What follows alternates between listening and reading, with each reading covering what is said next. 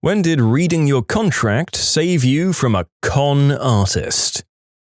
I signed up for a gym membership on a whim and got sketched out when they initially charged me $250 instead of only $90 for the month. I went home and I legit didn't sleep because I was so mad I went through with it. I called and asked the next day to see if I could cancel, and almost everyone I spoke to said either no, it was impossible, or only if I moved to an area that didn't have the gym. I checked the contract and you could cancel within the first 2 weeks, and I was only 3 days into the contract. You bet your butt I cancelled so fast. Gyms are notorious for being hard to get out of their contracts. LA Fitness wouldn't let me cancel online or in the gym itself. I had to send a letter to their HQ in California or some crap. They claimed they never got it. I had to send it certified in order to force them to acknowledge that they got it. I just recently cancelled a lifetime fitness membership as well. They weren't as bad. I went to customer service and said I wanted to cancel. They said no problem, but then the computer he was using won't let me sign it. Here, let's go to my office. At which point he tried to get me to stay. Once I said it was because of where I lived now, he was completely understanding and got me cancelled immediately, so it was comparatively good. My landlord agreed to let me move out a month early since he wanted to lease the apartment to someone else. We had to sign new paperwork to let me out of the original lease and to make me agree to be out by an earlier date. I knew he was a recently convicted forger, so I made sure to read what I was signing. He had added the condition that if anything fell through with the new tenant, I'd still be on the hook for rent after I moved out. I called him out on it and he said, "Oh yeah, I just added that part to protect myself." And then he stole my deposit. I still need to take him to court for that. Frick you, John, I've got a few more months before the statute of limitations is up. I've just left him one final voicemail and I'll proceed with the civil case if I don't get my check by the end of the week. I went to buy a new phone for $200. The $200 mysteriously changed to $300 while the document was sitting on a desk overnight. I called them out on it and I got it from somewhere else. Oh boy, that guy really was after a bigger chunk of commission, right? I hope he got chewed out by his boss for that one. That's not cool. My wife and I were at a car dealership buying our first car. The dealership was offering special no-interest financing for recent college grads, and we were using that to finance the car. The finance guy presented us with 2 options, a 3-year payment plan and a 5-year payment plan. The whole time he made it sound like the zero interest applied to both, so we went for the 5-year plan to get a lower payment. Finance guy tries to get us to sign without reading the paperwork, but we weren't having that. We come to find out the longer payment plan didn't qualify for the no-interest deal, and we were getting charged 6.5%, which is a hell of a lot more than zero. We got angry and threatened to walk out after we realized what they were trying to pull and got them to come down on the price. I know they've pulled that on other recent grads who don't read the paperwork and just sign. Some workplace demanded at least 4 years of employment, or else we'd have to pay for those 4 years as you would pay for a course, in case of earlier quitting. What a con. My last restaurant job had a non-competition clause in the new handbook. I pointed it out to my coworkers, few signed, and it was revised in a week. Scumbags. You're more likely to put up with bullcrap if you're not allowed to get a job somewhere else. I went to pick up my car from the dealership, and it said by signing the paperwork it gave them permission to lend my information to third parties. Nope.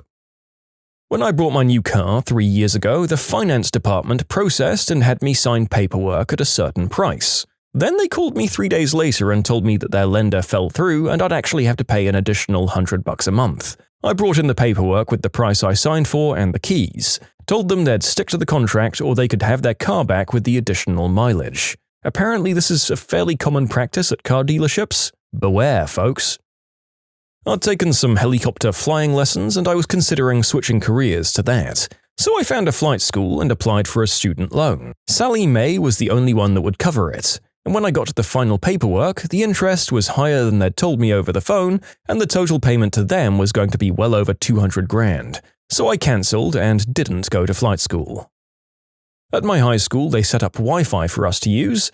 However, in the terms of service, it said that by signing into the network, the school had permission to search the phone and look at its contents. I did not sign in, and I haven't to this day.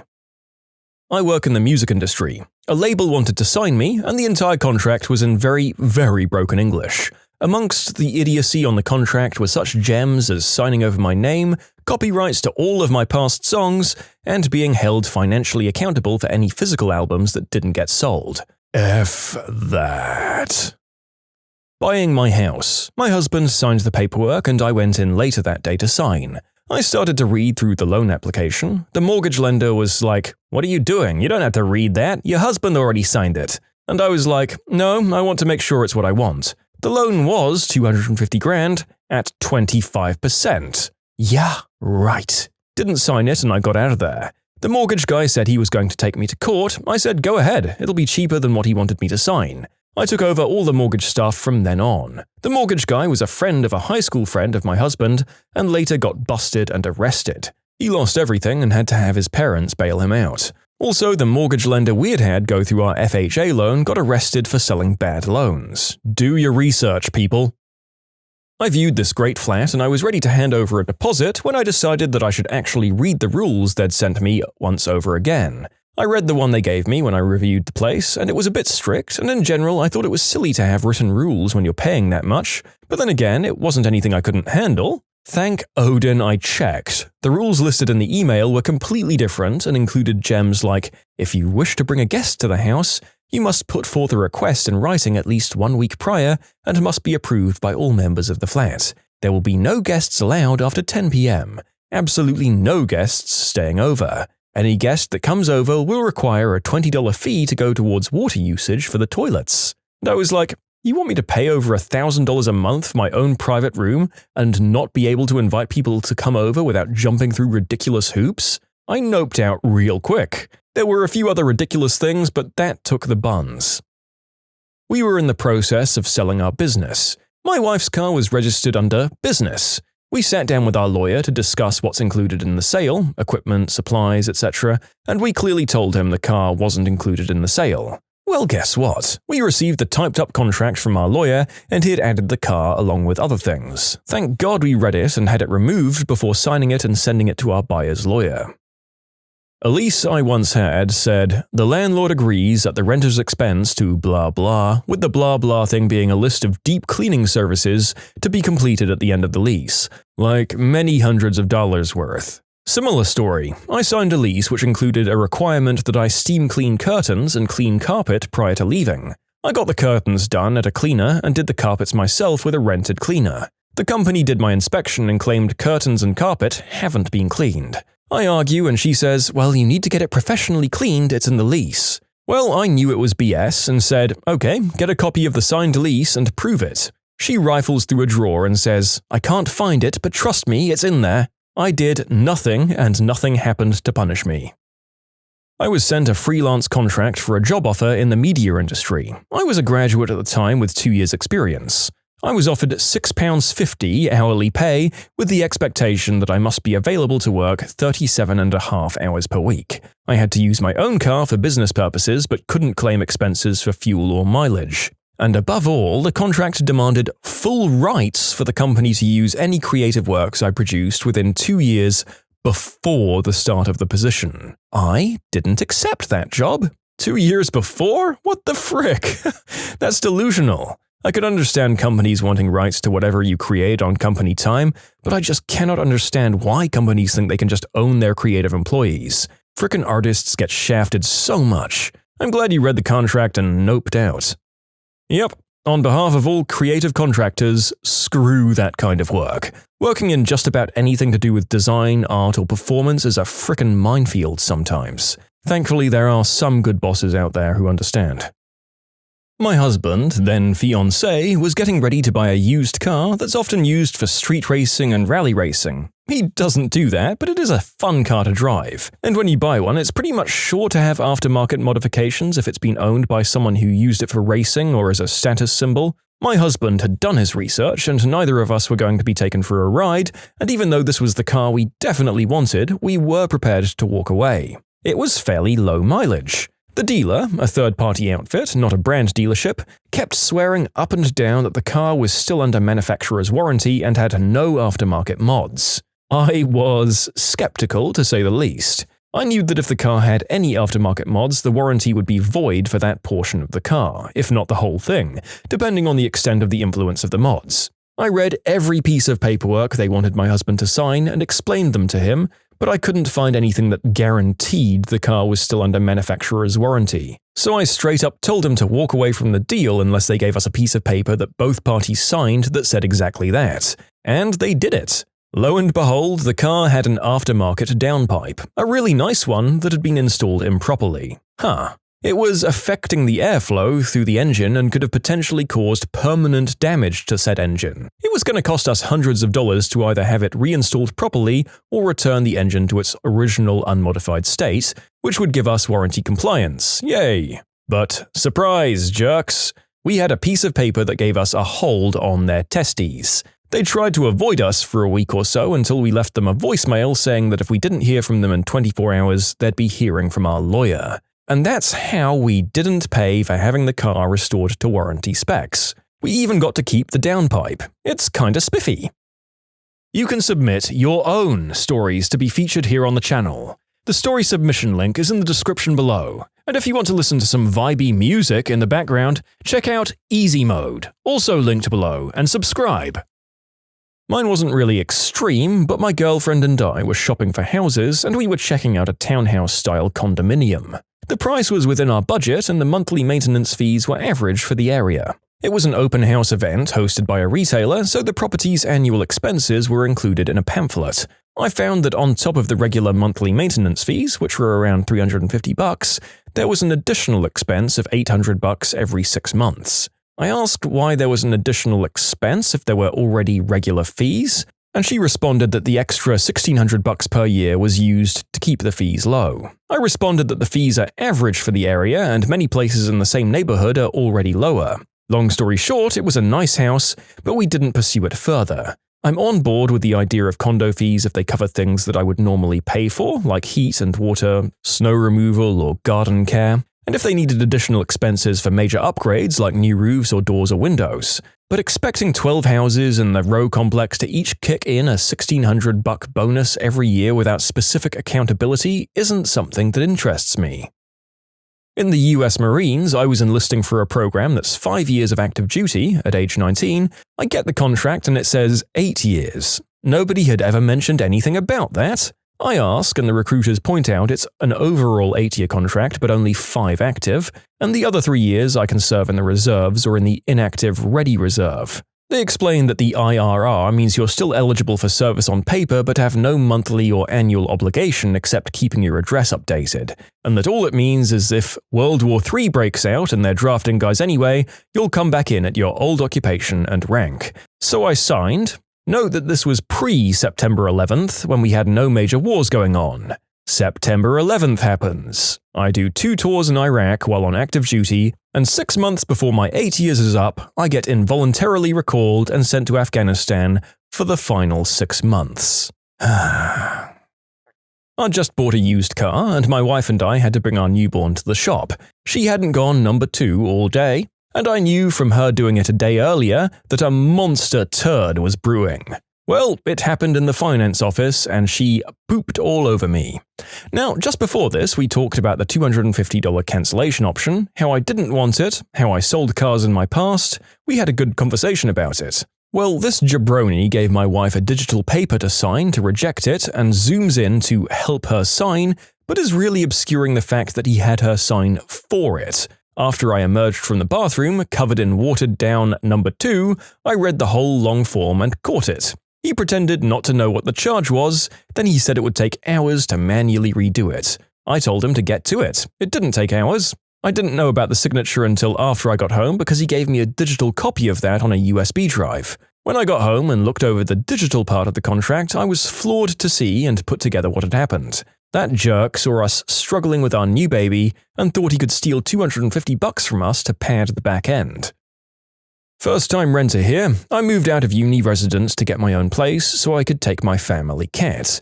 Found a nice little apartment for cheap downtown. I intended to move in with a roommate or 2 to split the cost, close friends of mine. The landlord didn't speak English very well, so although he insisted, "Oh yeah, everything good, everything okay," I wasn't sure he understood what I wanted. When he bought out the contract, it said in writing that pets weren't allowed and the cost would increase for more people living there. I pointed it out to him, but he retorted to the effect of, "I use this contract for all tenants. Those rules don't apply to you." Bullcrap. I told him I wasn't signing unless he rewrote the contract, but he refused, saying he wasn't going to waste time pandering to paranoid people. I offered to write the contract myself and was baffled that he agreed to it. So I wrote up my own contract with super lenient conditions, making sure to protect my own butt. Had a lawyer look at it and notarize it, and now I live with my cat and roommates at the original cost. I went to a reasonably well-advertised jewelry shop to pick up an engagement ring. Knowing that I wanted it to be a surprise, and that she'd want to pick out her own ring in due time, I made sure that the ring would be returnable for full price and even for a full refund from that store when I bought it in for $900.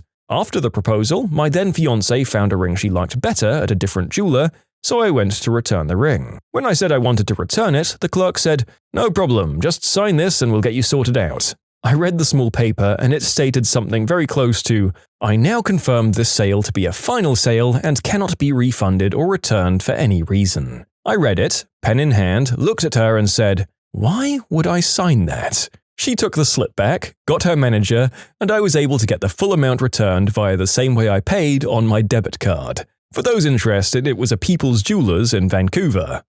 That's insane. I have to wonder whether that was a con artist that was being pushed from management or the higher-ups, or whether this one salesperson was just really gung-ho and trying to save on commission no matter the cost. It was a wild gambit to take in any case, handing a customer a piece of paper that may as well say, "Please do the opposite of everything I've just asked for and keep my money."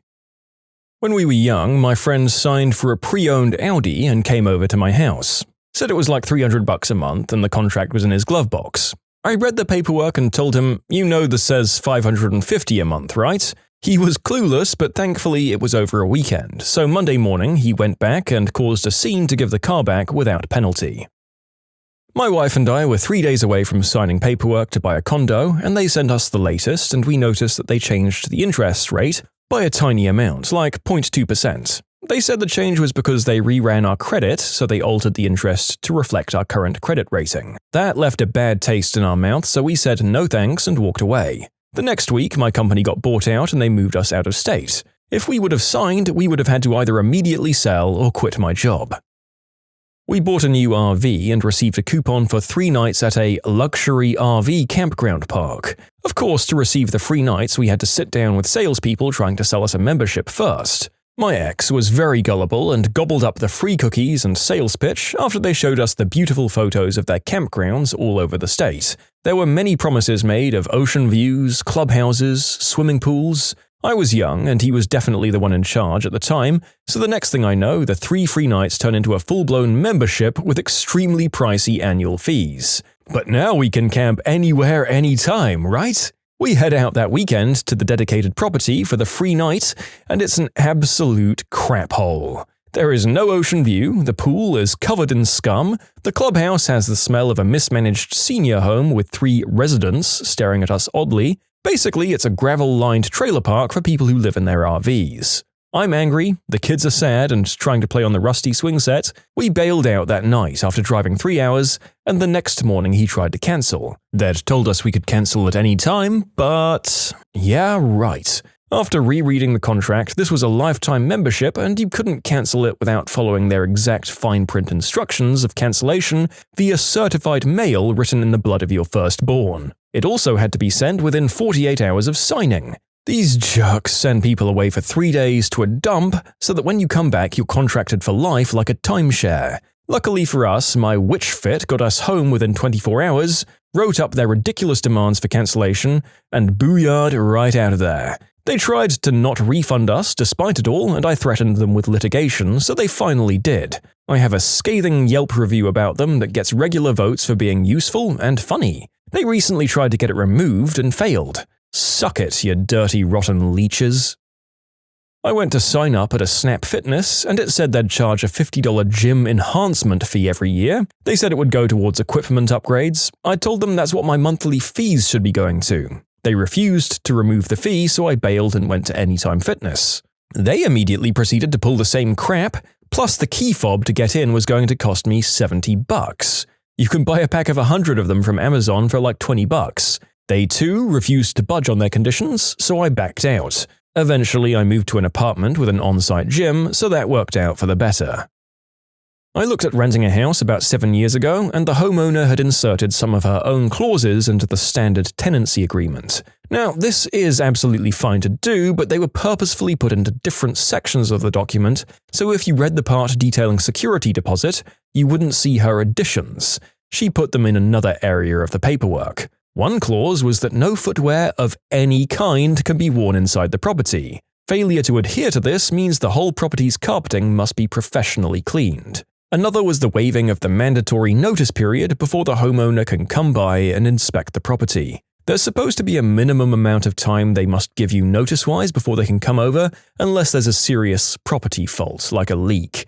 So they can't just turn up unannounced. She wanted that waived so she could check we were treating her property right, and if we weren't, then we'd be immediately evicted as per the contract. I also caught her telling a relative that she registers eviction proceedings upon the start of the tenancy so she can evict them as soon as she decides they've broken her rules. There was a mandatory waiting period between commencement of eviction proceedings and being able to actually get enforcement officers to evict a tenant. I'm not sure of the current rules on this anymore, as I don't have much to do with rental properties now. I noped out of that house really quickly and got a much bigger, cheaper house, albeit more of a death trap a few streets away. Cashiers, what's been the most interesting reaction you've experienced when someone's gotten their card declined?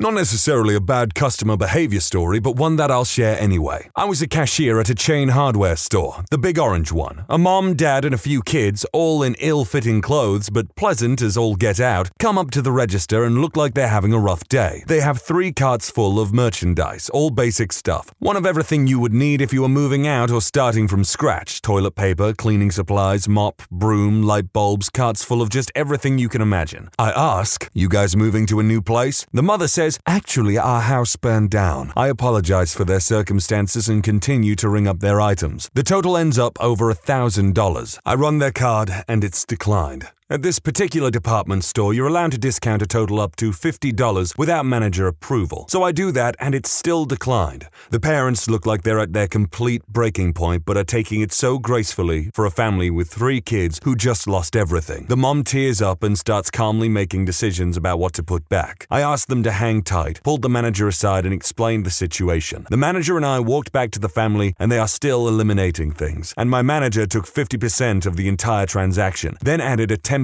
senior discount and a 10% military discount on top of everything. The card then worked and they were incredibly grateful and nearly in tears as I bagged everything up. I'll never forget how awesome that manager was. I didn't even really have to explain anything after I said, "So their house burnt down?" And she immediately jumped into action to show some compassion.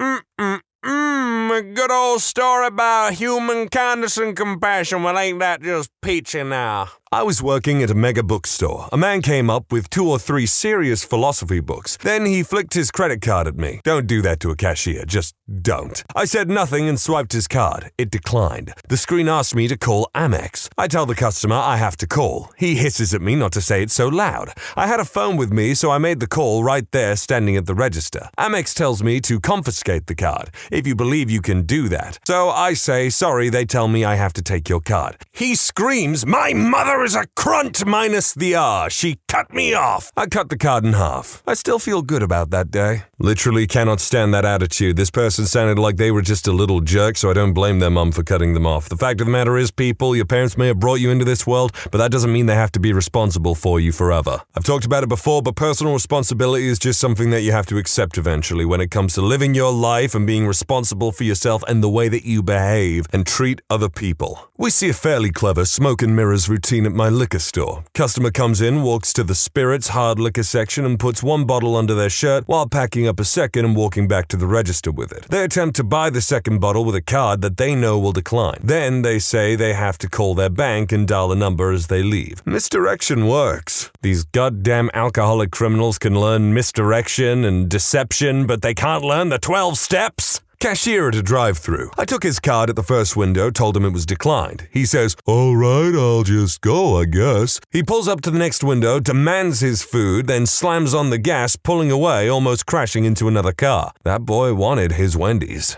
If you are ever hungry enough to steal, get fruits and vegetables and things. I remember I was in America fairly recently in LA and I met this homeless guy. At least I assume he was homeless because he was pretty dirty and preaching the word of God. Anyway, I decided to buy this guy some food at like a bodega or something. He's picking out cereal packets and everything. And I say to him, "Oi, take a banana." And he's like, "What? No, I don't want a banana." I'm like, "Take a goddamn banana. It's full of potassium. It's good for you." Like seriously, if you're gonna steal food, get something that is wholesale good for you, not goddamn Wendy's or McDonald's or something like that, I swear. I had this one lady who just kept making me re-scan it over and over and over again until eventually my manager had to shoo her away. She was clearly desperate, but I worked at a store where nothing we sold was necessary for daily life. Literally nothing, so I didn't have much sympathy. Liquor store? No, we had like ugly fake plants and furniture and random decorative things. I'd be sympathetic for alcohol. That was multiple comments on the same thing, but I felt like it was necessary for the context, and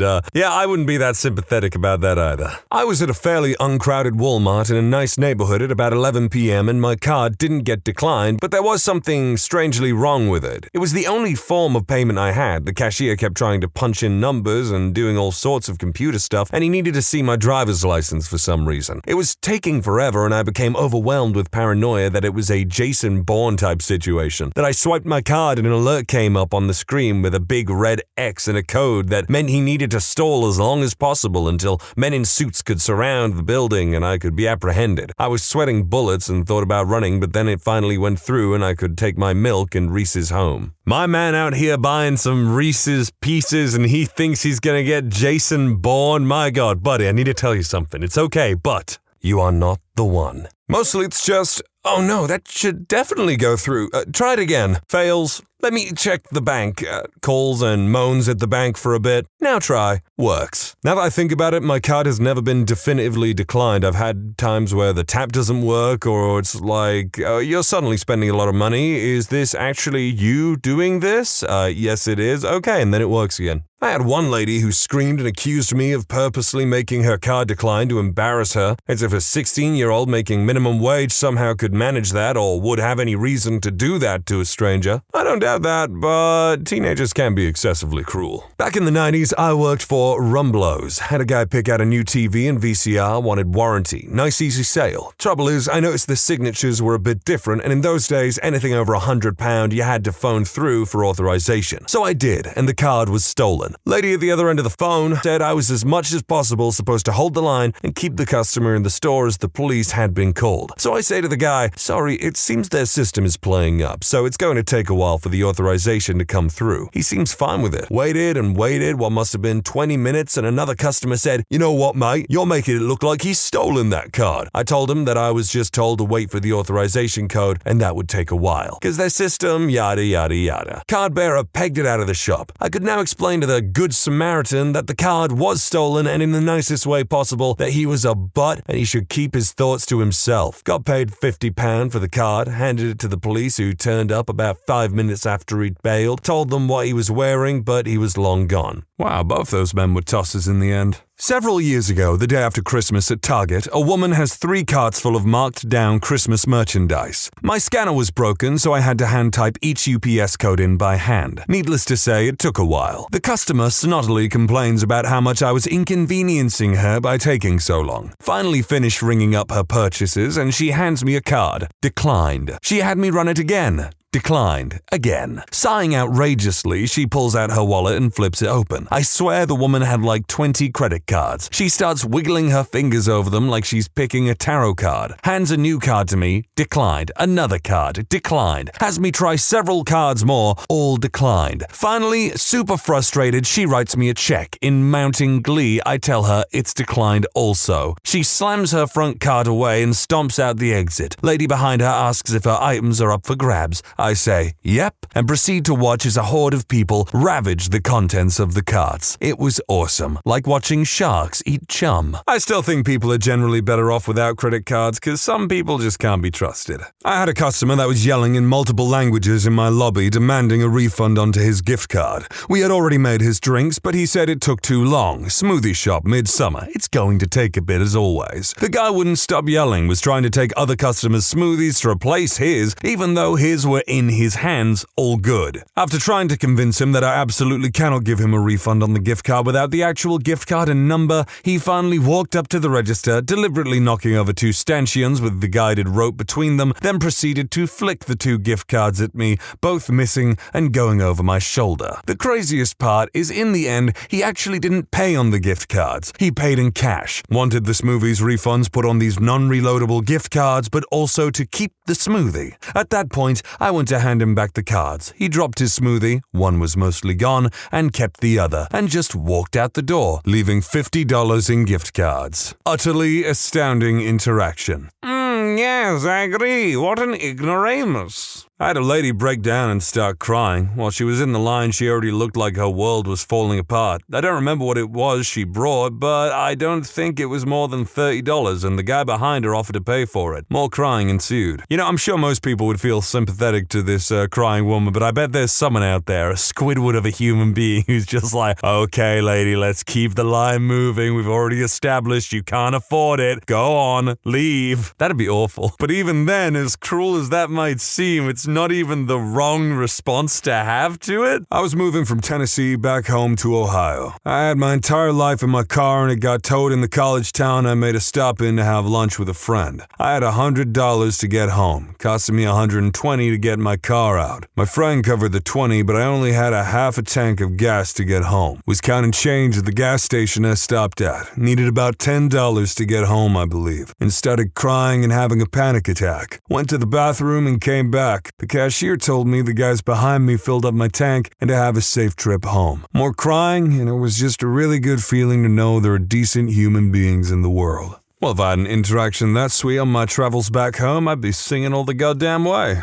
Just the other day, I had a lady whose card got declined. Her response was to try it about 6 more times, then it hit her. She forgot to take her card out of her pocket, and long story short, she managed to demagnetize her card. Her solution was to run home and grab cash, which wouldn't have been a big deal, except she ran her food stamp card first, and the register physically will not let me do anything except finish tendering. So I had to cash her out, return the non-food items, hold them until she got back, and re-ring them. And yes, she spent a good 5 minutes ranting about how I was conspiring against her until she figured out what had happened. Because a lot of people are asking, I couldn't key in her card number manually because I have to have the card in my hand to do it, and the customer refused to give it to me. All the while, this woman is accusing this person. She's picturing that if she accuses them enough, he's going to turn around and go, "Kuna dilda!" On the receiving end, I was working in construction pretty far from home, and for lunch I went to get an $8 custom sandwich from a fancy grocery store. At the register, my card got declined, and when it did, I immediately checked my phone and saw I had a 0 balance. I told the lady, sorry, I can't pay for this, and she said, wait, hold on, and called a few people over, and she ended up paying it for me. I still remember her face. I tried to pay her back after my next payday, but she said, no, I don't want it. I like to help, and I imagine no other people will do the same. I will never forget her. She turned what would have been a depressing day into something I will never forget. I was told to be quiet and polite when explaining that a card wasn't working, so when the transaction was declined, I tried to keep my voice down. Older gentleman with family asked me to speak up. He still couldn't hear me. His family laughed and said something like, you daft bugger, the card's been declined. He laughed and said he used the wrong card. Fortunately, the other one worked. At least it was a positive reaction. Uneventful. All I have to say is, English? I don't know how it is now, but 20 plus years ago when I worked as a cashier, if we called in for a manual verify, the only thing we ever said was a code X decline. We were never told what the codes meant, but apparently one of them was a tip-off to the verifying team to send the police. I found that out when I had one that was taking an extremely long time to go through, kept asking all sorts of stuff like confirming our address and systemic delays. When the popo showed up, I knew what was going on. Phoning in for authorization was handy. In the 90s, I had a couple young guys come into our music store. My aunt says I can buy a DJ setup as a graduation present. He proceeds to show me this handwritten note on a napkin. I allow my nephew to buy a DJ setup as a graduation present. Naturally, he starts picking out the best of everything. Or when there were 2 great items, each with a slightly different advantage, he took both. The buddy had some stuff thrown in for himself as well. Full PA system, stands, cables, mics, the controller, the pile gets deep. So I run the card card in the imprinter, make the call, actually to the police, while an employee distracts him with information on certain pieces. I hung up and told him for the high amount they had to call me back with the authorization number. It is typical, should be 5 minutes. Cops showed up, the kids turned white, they get escorted outside. Turns out they were out swimming at a local beach and stole the credit card from a lady's purse.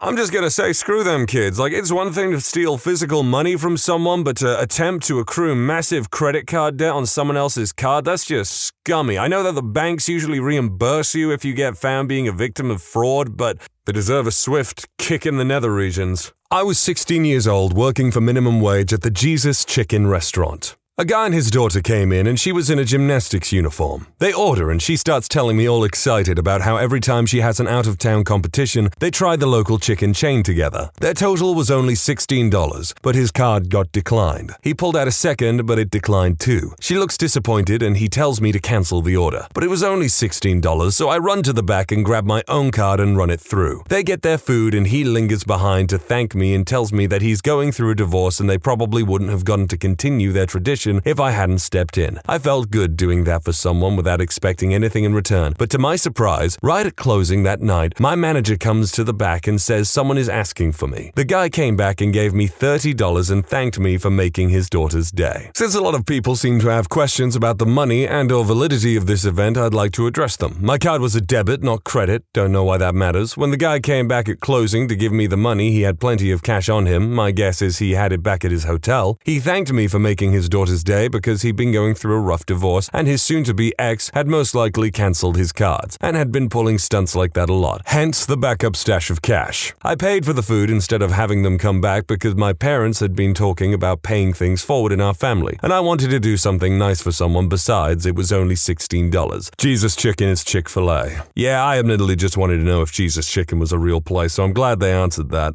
I'm disappointed though. Not me, but an elderly lady in front of me at a Walgreens. She had mostly food items when her card declined. She was gracious and simply pulled a couple items aside. It went through, but I saw that the items were nuts and jerky. You know, protein sources. And I started imagining her being on a fixed income and being malnourished, so I paid for them myself and then found her in the parking lot and said, "Ma'am, excuse me, but I think you left this behind," and handed her the bag. I walked away quickly before she could say anything. I have another story about how I bought a guy a Slurpee at a 7-Eleven because his card declined for something that literally costs a couple bucks and my heart broke for him. I figure this is my neighborhood, these are my neighbors. I know what it's like to be broke as all get out. If I can spare a couple of dollars, then why not? Ooh, you big softy. I bought a girl that was crying a ticket to a big music festival after hearing her out. She'd been conned and lost €300. It would have been her 5th time and all her friends were already inside, but her ticket was declined. I still remembered the times that I needed to plan stuff like that in advance and save up. So I told her to hold on, made a few calls and told her to hang on, and tell me a bit about what she was looking forward to keep her from stressing out, telling her over and over that it was going to be okay. 15 minutes later, I got a call and a text with a scannable ticket. Walked in with her, brought her €100 worth of coupons, gave her a hug, and left. Now, my country is pretty small, but this was 300 kilometers away from home. I just felt like doing something nice and didn't want her to think that there was anything more to it. Almost 5 months later, she ended up finding me at my store. We talked, I thought she was cute, nothing more happened for another 6 months. A week before the festival, she showed up again. She'd moved to a city a few kilometers away from me for uni, so we lived within minutes of each other now. Went to the festival together and had fun. I fell for her badly. Asked her to go on a date with me while we were both high, ended up taking her to the fanciest restaurant at the festival. Had amazing food. Got pretty drunk later, and that's how I met my girlfriend. Definitely better than most stories, and it's not the first time being nice has paid off, but it's not why I help others. It's only 9 days until the festival, and I want to tell this story to someone. I might ask her to marry me. I'm a wreck right now. Haven't slept in 2 days. Just needed to tell someone. Sorry if it bothered you. I don't know why your story would bother anyone unless they're a petty, jealous, loveless little goblin man. My only thought is, while I am fairly generous, I would never spend that much money on a stranger.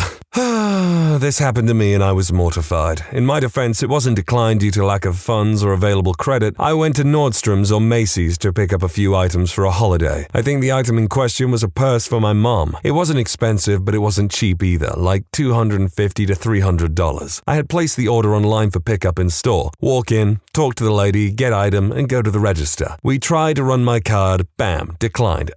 What? She runs it a few more times and still declined. I'm confused and a little embarrassed at this point. I call my bank, Wells Fargo, and ask them what is going on and why can't they push through the charge. They claimed the one I had expired. I read the expiration back to them and told them it was perfectly fine. It wasn't until later that the real story came out. Apparently, they detected fraud somewhere in my account, but no actual charge fraud, and decided to cancel my card and issue a new one. They did so without notifying me. They also said since it was a fraud hold, they couldn't push this transaction through, not even a one-time exception. I had to sullenly tell the teller that I would be back tomorrow. It was close to closing time for them. She gave me this look like I wasn't going to be back. That probably hurt the most. I went back the next day and bought the crap out of that purse. You go, girl. You buy that purse. You live your best life. You show that judgy teller. Not declined, but a card machine not working at Subway. Just happened a week ago. Walked into Subway, they had a big sign on the door, cash only, card machine malfunction. I, of course, didn't notice as I was on my phone. Ordered my sub and had an issue as I had no cash. So I went to the ATM down the street, got money, and ate my sub, no issue. Another guy walks in and the same thing happens to him. He also decides to go to the ATM down the street, only his card gets declined. He says it's because he was out of state and his bank wouldn't allow it. So he comes back to tell the lady, and she's really sorry. He gets really angry and walks out the door yelling, "Next time make the sign a little bigger so I don't waste all my effing time. Thanks a lot." I'm sure some people have had worse reactions to things like that, but I couldn't help but laugh. Yes, the sign could have been a little bit bigger, but when I walked back in after going to the ATM, I realized the sign was pretty damn decently sized. Could the cashier have asked each customer beforehand? Yeah, she started doing that after this guy was a butthole, but really, is it her fault that he wasn't paying attention? Luckily, I never come across this issue because I insist upon carrying at least a bit of cash around on me. And establishments that decide that they only take debit and credit card are frickin' moronic. Parents, have any of you regretted the names you have given your children? I used to work tech support with a guy whose name was Gandalf. In the 70s, when he was born, Tolkien wasn't even a nerd thing. It was a hippie thing. His parents were big hippies and loved the books. So they named him Gandalf. His sister's middle name is Galadriel. He said at first people rarely recognized the name. It was a weird name, sure, but few people knew he was named after a fictional wizard. Until the movies came out. He hates Peter Jackson. Well, for one thing, leave Peter Jackson alone. The only people that individual has to blame are their parents. And the other thing is, I don't know, maybe it's because I grew up with a name that is very nice, but people bullied me and ridiculed me for it for years. But I don't know. I think Gandalf could work. I think they can make it work. 12 years ago, we had twin boys. We knew one would be Thomas after my wife's uncle, but struggled to name the second. For about 28 hours, he was baby B. When we finally settled on Jeremiah, 2 days later, we introduced them to our pastor, and he said,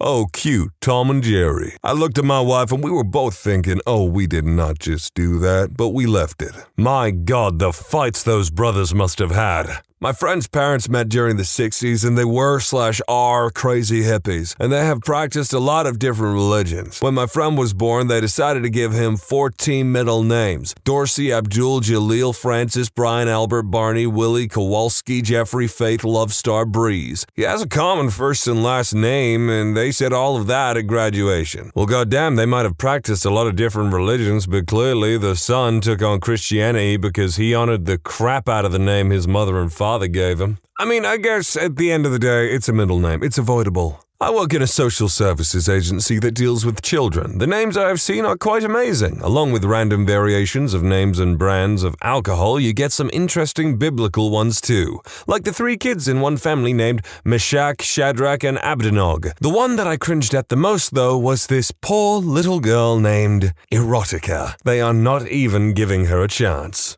Oh, this makes me wonder if maybe there should be rules where it's like, oh, what's your baby's name? Oh, it's Erotica. Oh, I'm sorry, man, but this baby is immediately being taken to Child Protective Services. I think my mother regrets my name. She wanted to call me Sebastian, but my grandmother insisted she would call me Sebastart, but with a D. She caved and named me Joshua. So when we had our first son, we named him Sebastian. I've never seen my mother so happy. My grandmother calls him by his middle name. I think I'm more interested in the story of why grandmother hates the name Sebastian so much. Is it the name of a lover who scorned her, a mortal enemy, a dog she didn't like? There's a kid at my school called Internet Castle. This is not a joke, by the way. Internet Castle. Hopefully none of these people like giving out absolute full names or anything like that, but I can't help but worry a little bit, and maybe the producers will confirm this with me or not, but are we kind of doxing people by reading these? Well, my mother doesn't regret naming me Shaw. Doesn't seem so bad because it's a fair family name. But as my first name, it causes great confusion. For example, if I introduce myself to someone, I have to clarify that my name isn't actually Sean or Shaw. Then, of course, the conversation goes as follows. Yeah, it's spelled S-H-A-W, and they say, "Are you sure?" Which sounds exactly like "Are you sure?" in my regional accent. He drops an F-bomb at the end of this, but there's no real good supplement for an F-bomb just on its own. I work at a clinic with parental moms. Once baby is born, I help make sure they're coming in for appointments. I can't tell you the feelings I felt trying to schedule an appointment for Brenpen, the newborn. Brenpen sounds a bit silly, but I don't think anything's gonna beat naming your little girl Erotica. Like, it's gonna take something real bad for me to be like, yeah, that's worse than Erotica. My actual first name is Jeff. People think I'm from New Zealand and I'm saying Jeff. Thanks, Mom and Dad. It could still be worse. Consider your initials carefully. My surname begins with a W. My brother had a daughter and named her Jennifer Elizabeth. Pretty vanilla, huh? They got a ton of blankets and cups with Jew engraved on each piece. We aren't Jewish. That's pretty funny, yeah. My wife regrets my kid's initials, FCK, but I think his pickup line choices could be hilarious. My initials are FCK. All I need is you. Okay, yeah, that's really good actually. Almost on topic, my Nigerian friend was telling me that when he was teaching in Louisiana, the black people would come up and ask him if their names meant anything back in Africa. Apparently, 2 African Americans were named after furniture, but he was nice about it and said something like Proud Lion and Lord of Many. Line of them was probably for the best, but I'm just picturing him looking them in the eye and be like, "You are footstool." My middle name is My Love. It's not my first name, but it still stuns people when I first tell them. That was a little ha-ha at the end, and I just felt like doing a Scooby-Doo laugh. My mother and stepfather picked out and agreed upon a name for my little sister while my mom was pregnant. Her middle name was supposed to be Kate. Stepman never said anything about it. He liked it, was fine with it. Baby gets born, birth certificate is being written out, mom's exhausted, so she lets baby's dad deal with it. A few weeks later, mom takes a look at the new social security card and birth certificate and flips her lid because the middle name on all this paperwork is Lay, even though that name had never come up in discussion. She didn't even know until she stumbled across it by accident quite a bit too late.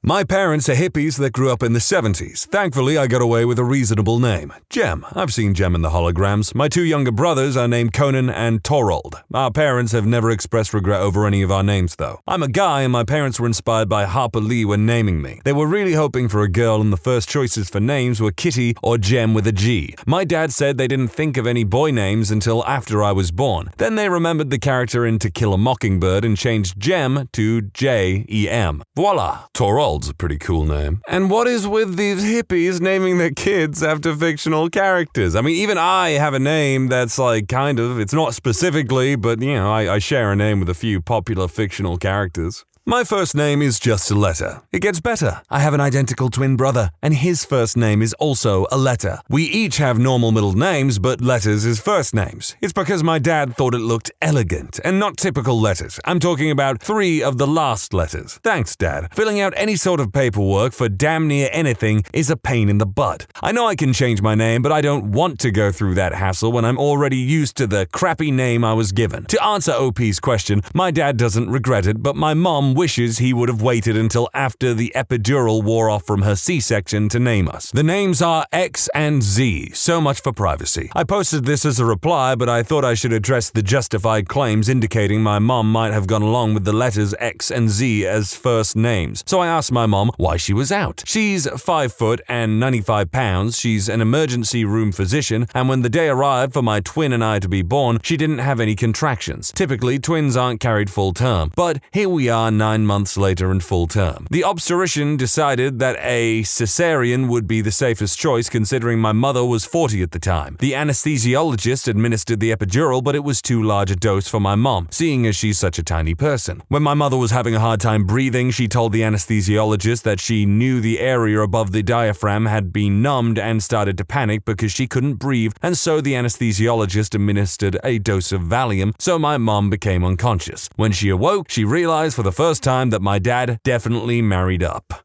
I ain't even gonna say anything about the names of that. Overall, I'm not gonna insult people for the names that they're given or anything. The worst one so far, as I've said, it's erotica. It's still gonna be erotica by the end of this, I imagine. But goddamn, what's with these men and just not discussing with their wives what they're gonna name their children or just going rogue? A friend's middle name is Baldrick. His parents thought it would be funny after watching too much Blackadder. For the uninitiated, Blackadder is a really funny English television series set around the 1500s because Queen Elizabeth the first is a main character in it, and then there was Blackadder Goes Forth where it's set in the trenches of World War II. Anyway, Baldrick is basically a massive idiot who usually screws things up, or maybe inadvertently kinda helps in his own stupid way. My legal name was Carne Asada Jones. I had it changed at 18. They basically called him Sliced Beef, for those who don't know. You know what? I'm actually gonna give that name second place for worst name on this list. It's still behind erotica, but not bad, not bad. My friend and her brother are from Taiwan. When they moved to Australia, they were young. Their father chose Western-sounding names for them. My friend ended up with a relatively normal, if old-fashioned name, but he got her brother's name from a thesaurus. His name is Roget. Also, my ex's sister was born in Ethiopia, and whoever filled out the birth certificate must not have had very good English because her name has about 4 times as many vowels as it strictly needs. And once I saw a girl working in a fast food restaurant with a name tag that read alimony. I have a mate whose name is Irwin. Not horrible, but his brother's is Irvin. Okay, personally, I gotta say, I actually really like the name Roget. I think that sounds cool, but Owen, there's nothing wrong with the name, and Irvin is fine too, I guess, but when I hear the name Owen, all I'm getting are flashes of that kid from bloody Billy and Mandy. My best friend named her firstborn son Jaden. When she told me the name, I asked her if she really wanted to do that. She said yes. That and her husband liked the name but wanted to make it a little different by adding an additional N. She now regrets it. The fact that she regrets it shouldn't bring me joy, but it does. Good luck on those biz cards, little guy. I am not quite sure what's actually wrong with that name. It looks a little bit silly on paper, I guess, but everyone in the comments below even is just oh, this name sucks. I knew a girl in high school named Cassiopeia. People called her Cass for short. I got why she was named that. Her dad was an astronomer by profession. There's not a single thing wrong with that name. It's kind of cute, if anything. I once knew a guy in high school whose last name was Sweat, and the poor dude's parents made his first name Richard. That's right. Connect the dots. See, I don't think that's that bad really, because it's just the nickname that everyone knows goes with that for some reason, but that's not their name. But, of course, it is unfortunate. My ex and I had a great marriage until it fell apart 14 years in. Up to that point, the worst thing we ever fought about was baby names and paint colors. She wanted our first to be Zebulon Zachariah. Not even kidding. We fought and fought about it. She was dead serious, and I was completely baffled as to how she thought that was a good idea. Finally talked her into a more sane first name and conceded Zachary as a middle name. Second child, she wanted D'Artagnan. Little Dart, she would say. Oh, hell no. We fought over this one while she was in labor. On the way to the hospital. She wasn't giving up. I won that one too with something not common but sane at least. Third child, she was back on the D'Artagnan train. Fought for 9 solid months. Thank God that one was a girl. Okay, Zebulon, kinda ridiculous, but D'Artagnan, ooh, Dart.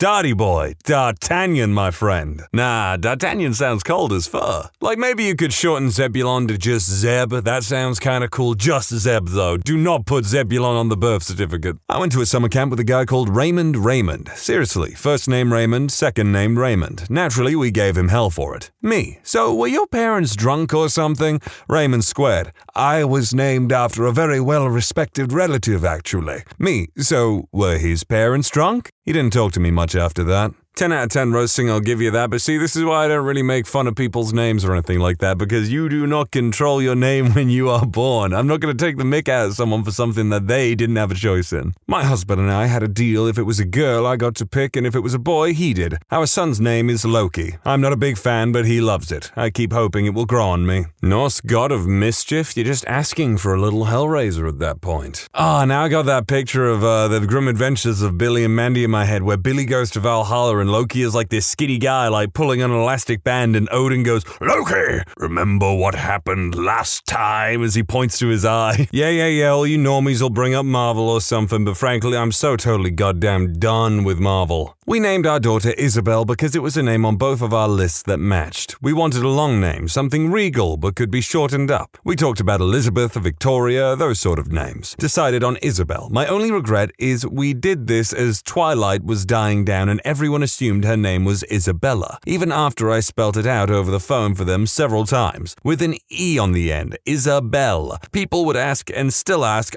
do you call her Bella? That'd be so cute. No, shut the hell up. You know what? That would be kind of infuriating. Not a parent, and sort of the opposite here. My brother and his then-fiancée were about to have a kid, and they argued about the name all the way to the delivery room. He wasn't around when they had to do the paperwork for the baby's name, and he was upset when she named their son Logan. I mentioned to him that it's not a terrible name. After all, it's Wolverine's name. About a week or so later, I hear him on the phone with a friend talking about how he didn't like the name until he realized that his kid is named after Wolverine. Logan. Strong, manly name. It's a name you gotta live up to, though. My wife and I have a daughter that we named Jordan. I'm fine with that. My wife is a very independent woman, and Jordan is kind of a strong name for a girl. Now we're thinking about having another kid, and if it's a boy, she wants to name him Michael. Jordan and Michael. Michael and Jordan. I'm 6'7", she's 6'3", and both very white. She somehow thinks it won't be weird if our most likely tall children are named after freaking Michael Jordan. I don't want to be answering questions or listening to jokes about their names for the next 20 years, though. I don't really get this dude's damage, to be honest. I mean, is that what people are going to think about when you hear them or call them? It's like, Michael Jordan. Yeah, people are going to think it, but it's like, whatever. Who gives a crap? I have a friend from high school who has 4 kids.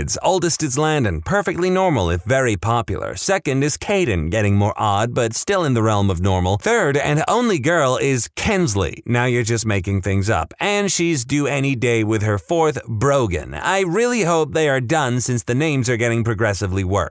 My cousin also just had a baby, and I have no idea how to pronounce the name. Ellie, best guess is like Ellie, but no one can confirm this. Okay, well, earlier I said that you can name your kids whatever you want and stuff, just don't make it erotica or anything like that. It's like the people earlier saying Jaden with a double N at the end and stuff like that. I don't get the point of naming your kids pretty regular stuff, but being like, it's going to be a regular name, but I'm going to add different letters to it so it just sounds the same. And it's like, what's the point? I guess this will get buried, but this thread seems to be filled with not answers to the question. So I named my oldest daughter Darian because my husband, then we were 17 and very stupid, wanted to call the baby Damien. And this was my compromise because I wasn't naming a child after the demon child in The Omen. Also, there was a female DJ on the radio at the time called Darian, so I thought it would work. Well, it turns out that Darian is most often a boy's name and very often a black name. My daughter is in her 20s now, and she has never let me live it down. Everywhere she goes, people expect a black man. She's a nerdy, short, white chick. I swear I had good intentions. I was literally just thinking to myself as I read that Darian's more of a boy's name, isn't it? Used to work with a girl named Latrina. Latrine jokes constantly. Any name that has an easy joke to make is a bad idea. Poor kid is going to hear it 1,000 times. Oh boy, howdy, do I know that feeling. 50 years ago, the family a few doors down from me had a son. They called him Boyd. His surname is George. They are fundamentalist Christians. Bet they regretted that. So rather than Boy George, it's Boyd George? In Chile, we have an urban legend that in Valparaiso, one of our main port cities, there are many kids named Usnavi. Why, you ask? Well, being a port city, it is host to ships from worldwide navies from time to time, including the U.S. Navy. Legend says that any girl who gets pregnant after a night of party with a U.S. Navy sailor names her child with the name tag his theoretical father had, and that tag says U.S. Navy, hence the name Usnavi. If that is actually true, that's really interesting. I found a Verizon bill on the ground one time. Figured I would dispose of it in case it had any important information. Guy's name was Michael Michaels. Little bit silly, but definitely memorable. Not a parent myself, but I tried to warn my friend that everyone was going to be naming their kid Jacob because of the damn Twilight movie, and she was cursing her kid to years of sharing classes with other people of the same name. Her and I both have very common names for our age group, and she agreed that it was really annoying. And she also hates those Twilight movies, but she stuck to Jacob nonetheless. Sure enough, Jacob was the #1 most common name for the year her Jacob was born. Poor baby Jacob. Poor all baby Jacobs. Don't name your baby Jacob. I think this personal vendetta for the name Jacob goes beyond the Twilight movies. My mom was going to name me Tawny, as in Tawny Kitane, or better known as the chick from that Whitesnake video. It was the late 80s and my mom was 17. She didn't go through with it because when I was born, I didn't look like a Tawny. My brother was named after Samuel Adams. No, not one of the founding fathers of the United States, but after the beer. I don't think they regret it. I just think it's interesting to share. Yeah, I gotta admit, I'm not really feeling Tawny either.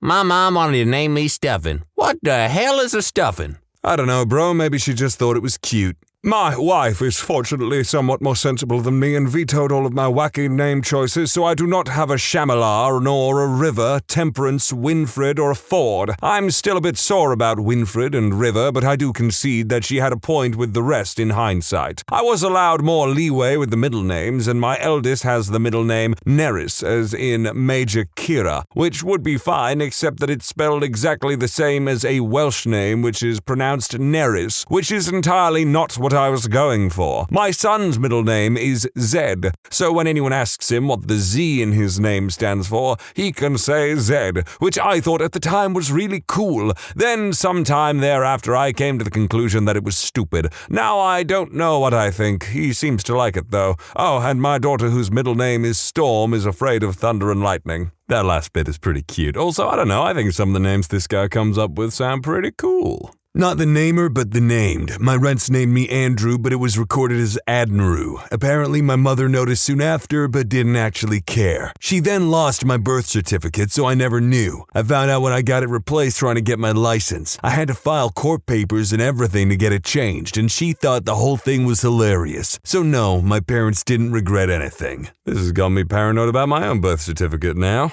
I'm an Andrea and I'm a guy. The half-Italian explains it. Didn't help growing up in West Virginia. Hey, that's a girl's name. Not in Italy, I explain over and over. I never had much of a nickname, but I'm pretty sure it's really stunted my life. People can't remember it or they say it wrong because they just don't believe it. It's definitely a big problem. Not as much as I live in New York City, but still doesn't help. What was she thinking? She's only third generation, too. She should know naming a boy a common girl's name in West Virginia was an awful idea. I know I keep alluding to my name and stuff, and this isn't about me, but I also suffered with people insulting me and telling me that I had a girl's name or likening my name to a girl's name. So yeah, this one kind of hits home for me. I know a guy whose name is Tony, but it is spelled Toe-Knee. That is so freaking dumb. No, that's the worst name. That's the worst name! For a smidgen of context for those of you who maybe don't understand, their name is spelled Toeknee. It's dumb. That's so dumb. My dad wanted to change my name when I was about 6 months old because everyone at work was giving him so much crap. My mom's name is Pat. My dad's name is Rick. My name is Patrick.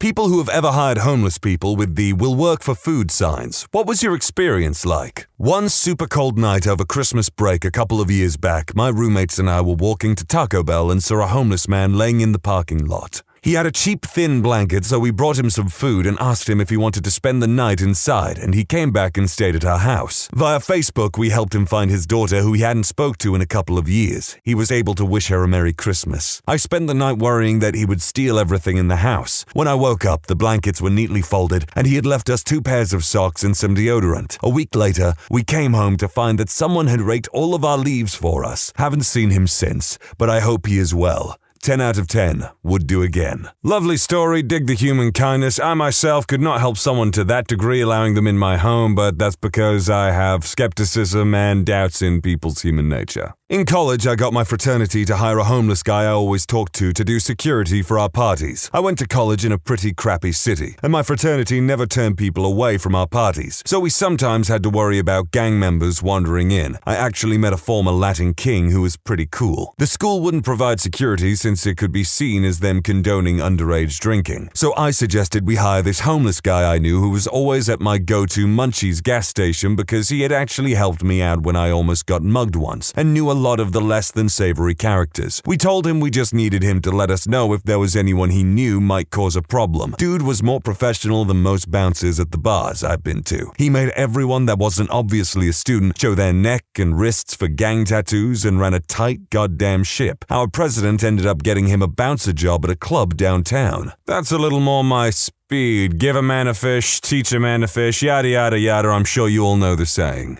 I was homeless for 4 years, 15 to 19. One day I applied for a security guard job at the local hospital for a joke. Was punkish at the time. When I showed up, I almost scared the guy off, but he shook it off and asked me to stay for the interview. For the first half hour, he asked me questions one would ask any applicant.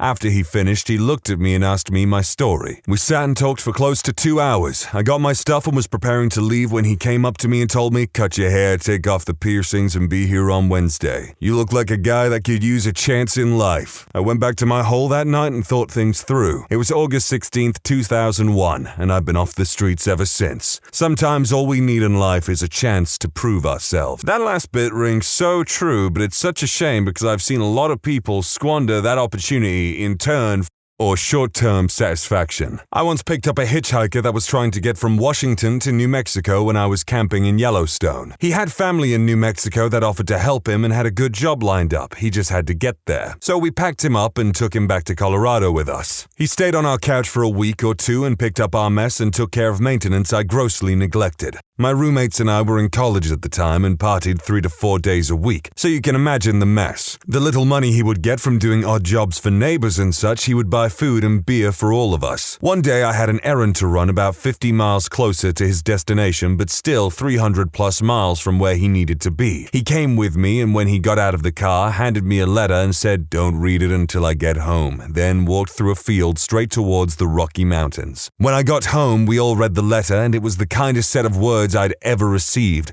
About a month later, we get a call from an area code I don't recognize. It was him. He made it and called us on his first payday at his new gig. He also told us about the remainder of his journey. Turns out he walked and camped a large portion of the way back. I have since moved multiple times and grown up a bit. He's still welcome back whenever he wants, though. I hope all is well, Freddy. Maybe it's because I watched the first half of Batman Begins till 2 in the morning the other night, but something about that just sounds so cool. He turned away, walked through a field towards the Rocky Mountains. Cool AF. We've hired hundreds of them over the last 20 years, mainly because I'm lazy and I can make more money with my time doing what I do. The only really memorable one was Tavion. Tavion stopped me in our parking lot one Friday morning and said he needed some work and he was willing to do whatever we had. Just the day before, I'd gotten a notice from the city saying the bamboo on our back lot was getting out of hand, and we needed to get rid of it. It's a little over an acre, and if you've ever seen how bamboo grows, there were thousands of 20-foot stalks. Told him I'd give him $100 to do it. Gave him a machete and figured I'd never see him or the machete again. Over the course of the day, he cut every damn piece of the bamboo down and had them laid in a couple of huge piles. Paid him his money, thanked him, and told him I'd get my guys to haul it to the dump Monday. He asked me if he could have the big pieces first, and I gladly let him. Came back in Monday morning, and he was back in the lot helping somebody load a monster-sized load of bamboo onto a trailer. He'd spent the weekend cutting all the branches off and trimming it into 6-foot-long sections and was selling them all for $350 to a local plant nursery he'd done day labor work for in the past. We talked about it for a few minutes after the truck left, and he just kept smiling and saying there was a hustle in everything, you just had to find it. That is some real good advice from Tavion. In Chile, my father and I parked in a sketchy neighborhood when we went to visit some family. Dad sees a homeless guy and gives him $5 and tells him to watch our car. Later, when we're walking back to our car, we see some guy trying to take our windshield wipers. My dad's about to yell something when our homeless guy comes running like a bum out of hell, punches the guy in the back of the head, and the guy runs off. Homeless dude chases after him, but my dad tells him to calm down. Dad gives him some extra cash and we have dinner with him. 10 out of 10, would hire again. Well, technically your father hired him. Also, there's something strange about the possessive language in saying, our homeless guy. I tried once, really just wanted my lawn mowed. Told the guy I'd cook him a meal if he mowed my lawn. All I got was an FU. He was literally holding a sign that said, we'll work for food. Maybe he really was just looking for money. Maybe because I was 19 at the time he thought I was messing with him. I guess I'll never know. Unfortunate, but perhaps the man's been burnt too many times.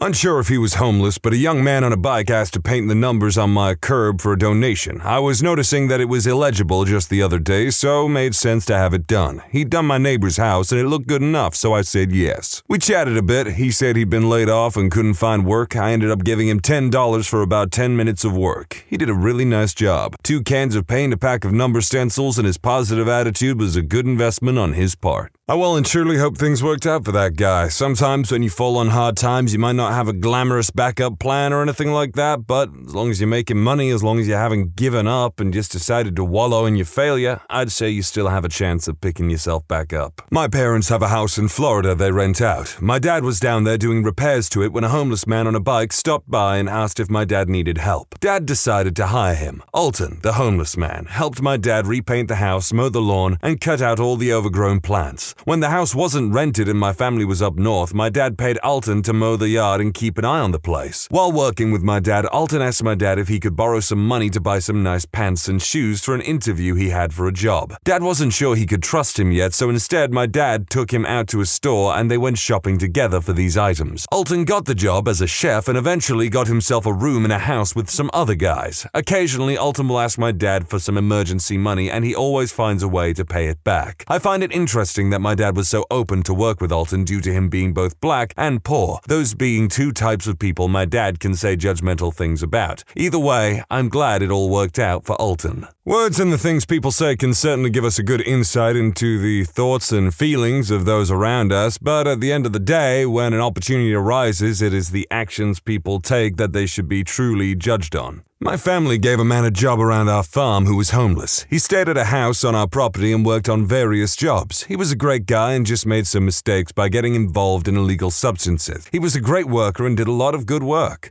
Eventually, sadly, his wife came back into his life and got him back on the junk. He pawned some of our equipment off and left. Either way, they can be great workers, but sometimes there are deeper problems that are reasons they are homeless in the first place. I was waiting for it. I was waiting for a betrayal, and this is a pretty damn bad betrayal.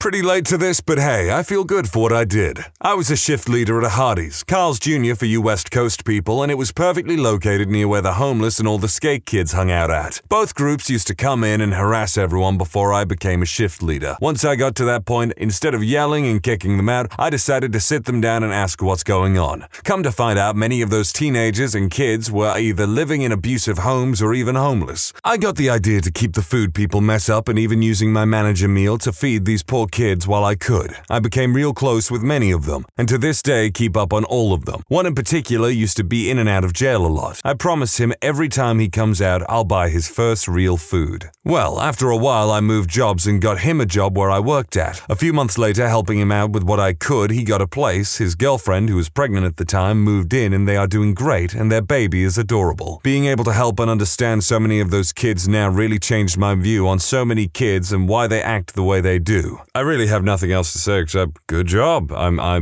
lot of these stories have been a lot more positive than I was expecting, and I have very little to say after a certain point. A homeless guy came by my house when I wasn't home and asked my roommate if he could pick up the sticks in the yard. My roommate gave him some money and the guy left without doing anything. A few weeks later, the guy came by when I was home, but my roommate was out. He started telling me I owed him money for cleaning up my yard. I had never seen him before, so I told him to get the hell off my property before I busted his head open. He left and then came back, broke into my house a few days later and stole a guitar I'd had since I was a kid. Heartwarming? No. Well, great googly moogly, is the latter half of the video going to be about how people shouldn't be too naive? I hired a homeless guy years ago when I was a construction superintendent building condos, Frank. He was a super hard worker, always showed up on time, usually before me, waiting at the job site. Frank was a former high school football star and was ridiculously strong, so anything that required brute force was Frank's domain. He also already had a lot of construction experience, so he didn't need to be supervised very much.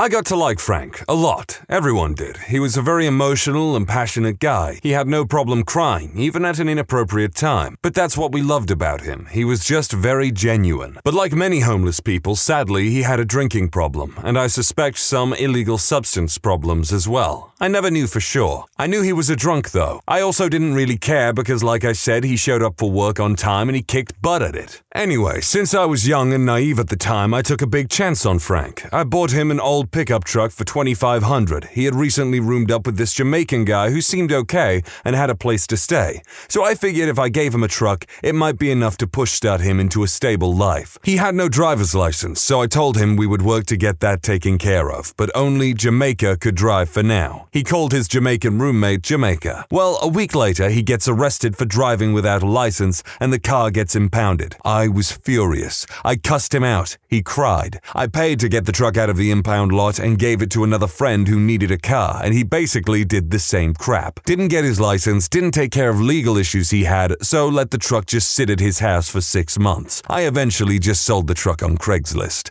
Interestingly, I ran into Frank a few years ago, and he told me he was taking classes in community college and has a place to stay, so I was happy to hear that. But the lesson is, don't be naive. I hope Frank's doing okay, but you can get burned by being too nice. Some people just aren't ready to fix their own lives, and you can't force it. Yep, that last little bit, literally the most important part. I know it seems like I'm being a pessimistic little B-word, but remember that. No joke, I hired a guy to help clean our house barn. He showed up every day and worked his butt off for months. I noticed this guy had old beaten up glasses and looked like they were 4 inches thick, and when he took them off, he was absurdly blind. I asked him when he had last seen an eye doctor, and it had been over 2 decades. I told him if he continued to save his money for a future studio apartment, I would buy him new glasses. The day finally came when he had saved $1,000, and I honored my word and bought him some new glasses, and it came out to about $400, and he literally started crying when he first put them on because he could see so much better. A few months after that, money started disappearing from the office. This barn was easy to break into if you were skinny because you could slide in under the metal gate just barely enough to get inside.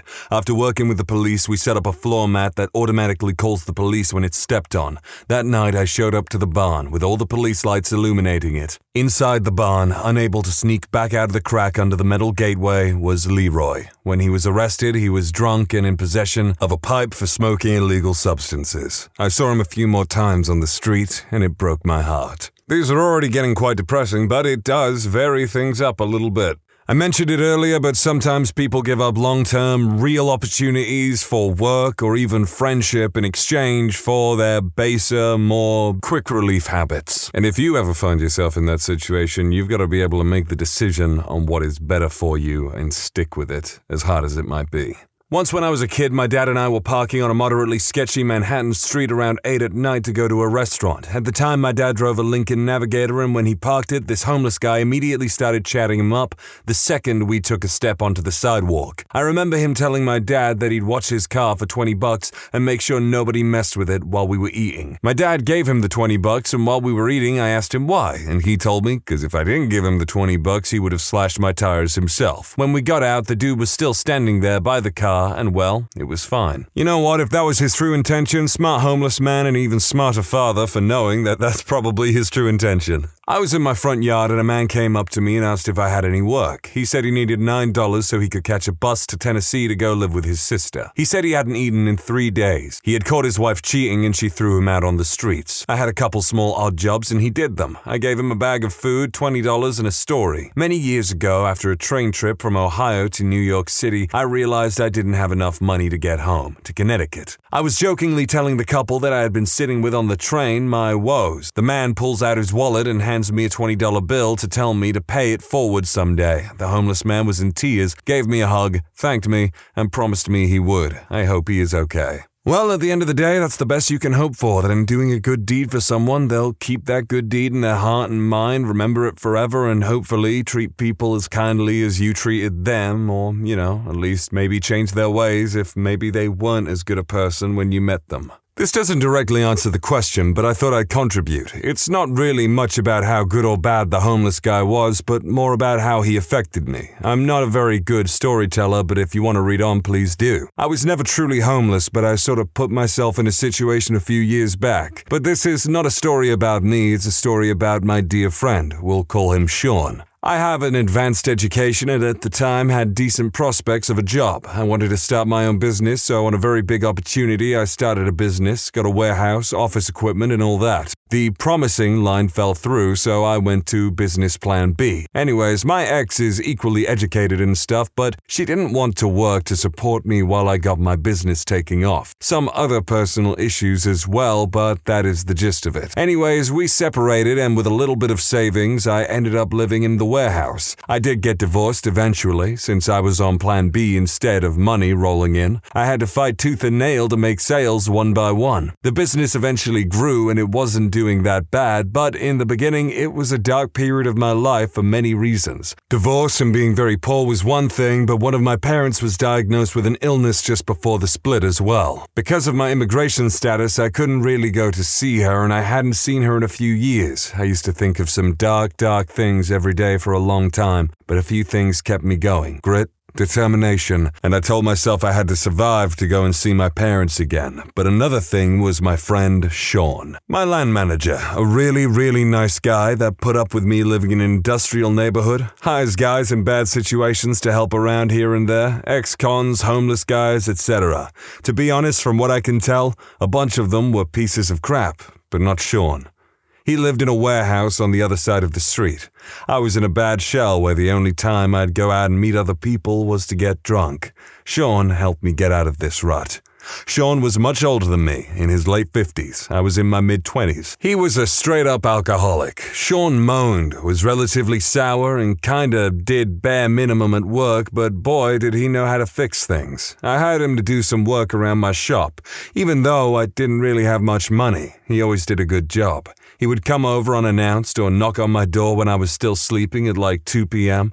It was exactly sort of the intervention and interaction I needed.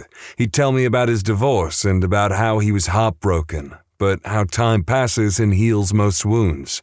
He'd also tell me about his folks passing when I was talking about my parent. He sucked at cooking and made really unhealthy stuff, but he'd always bring over food if he made some. Eventually, it got to the point where whenever I felt extremely bad, I'd go over and have a beer or two.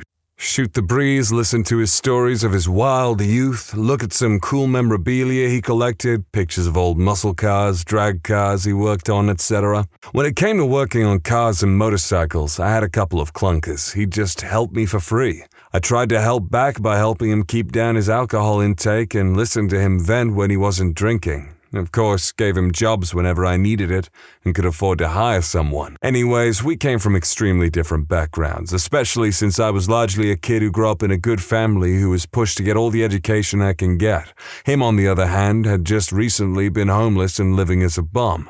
In some strange ways, he became my best friend for that year. I grew the business but pulled myself out of the situation. It was no longer worth my time to hang on to this past dream and left for a job interview on a project that I'd get paid handsomely. On the way back, I called him back to check up on him and he told me he was just moaning about his pains again. The years had been very hard on his body and he didn't really take care of himself, so he was always complaining about one thing or another. I just made sure someone in the area knew about it and was checking in on him and didn't think much of that. Anyways, that was the last time I ever spoke to him. He passed away while I was making a cross-country drive back to the city. My good friend Sean came in and out of my life just as he had lived his life. I still kept this Christmas card he wrote me one year. It reminds me to be thankful, for he was there during the lowest points of my life. And to everyone else, you never know who will come in and out of your life to help you move on.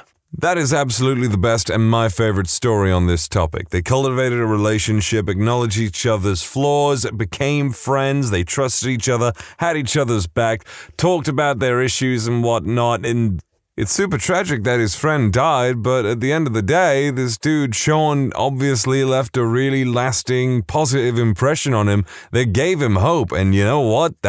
If you've got no hope for yourself, well, God, why not try and cultivate hope for other people? Teens, what is something important that you feel your parents should learn? Do not insist on comparing me to my friends. They do not act the same way in front of you as they might in their own home, and you have no clue how they act when they're at home with their own parents. Done off pretty strong, yeah. I may have heard that once or twice in my teen years. Just because one of my friends is a girl doesn't mean you have to constantly bring her up. What's the story behind that? Do they give you the whole, Oh, why don't you take your friend Stephanie to prom? Stephanie's a nice girl. Privacy. My grandmother will come into my room while I'm sleeping just to look through my window above my head to see what the neighbors are doing. She looks above my head to peep at what I'm doing on my phone. She gets mad at me when I don't tell her an answer to a personal question she asks me. She is also untrustworthy and will lie to make a story more interesting, so I can't tell her anything in fear she will spread a rumor that isn't true about me. I once told her how the gym teacher passed away from cancer, and she proceeded to call her friend and tell her my gym teacher dropped dead in front of us at the gym and cancer spilled out of her. If cancer could spill out of you, I wonder what it would look like. I bet everyone's like, I'd probably be like a black tarry substance and really smelly and stuff, but I'm picturing like the Nickelodeon slime. Get my attention before talking to me. They did get mad at me when I miss the first half of what they are saying, but it's because I'm already doing something. I don't mind pausing my game, putting down my book/phone, muting the TV, etc.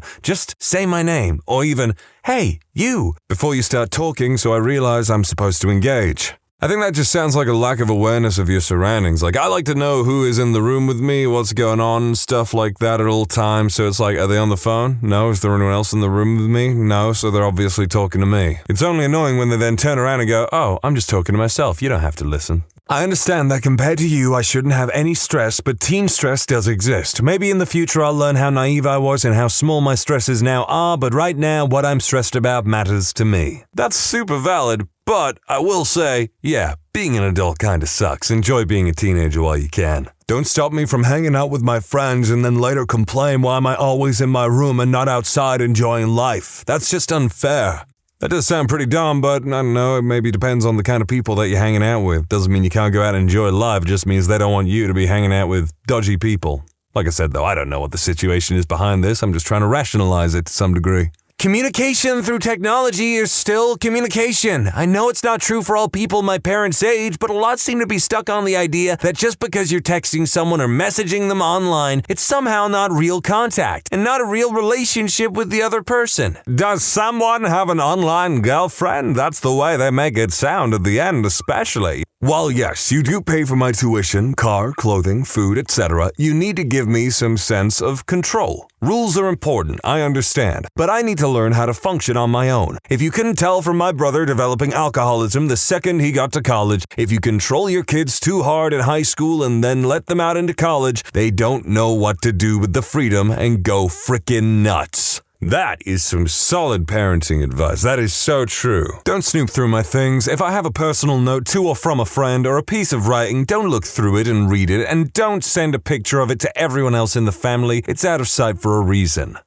People might disagree with me, but I kind of think that parents can snoop through their kids' stuff all they want. If they have a habit of doing it, just get better at hiding your stuff. Don't make fun of our relationships. Whenever they see me talking to a girl, they always ask, who's your new girlfriend? They always ask me after school, how's your girlfriend doing? Even when they know I'm not in a relationship, or even right after I break up, I know they're not doing it to be mean, but it's little stuff like this that makes me hesitant to share my actual relationships with them. Just remember that this is sort of an awkward time for us, and relationships are no exception. I always try to take it in jest because I know they're kidding, but other people might take it as an insult, or you pushing them to find a girlfriend/boyfriend when they are not ready. Also, just because I've been stressed or mopey doesn't mean I'm gay. It just means I don't feel like talking. I've had to explain twice to my parents that I am not a closeted homosexual. Just sounds like pretty basic parental banter to me, but if it's something that this guy's stressed out about, then yeah, fair enough. We're so dramatic because a lot of things are new. We can feel new levels of emotion. It might seem silly to cry over someone we've dated for less than a year, but this is literally the most heartbroken we've ever been. Our schoolwork is the hardest we have ever done. Our responsibilities are the most daunting. From our perspective, what seems trivial to you is new and terrifying and the most extreme it has ever been.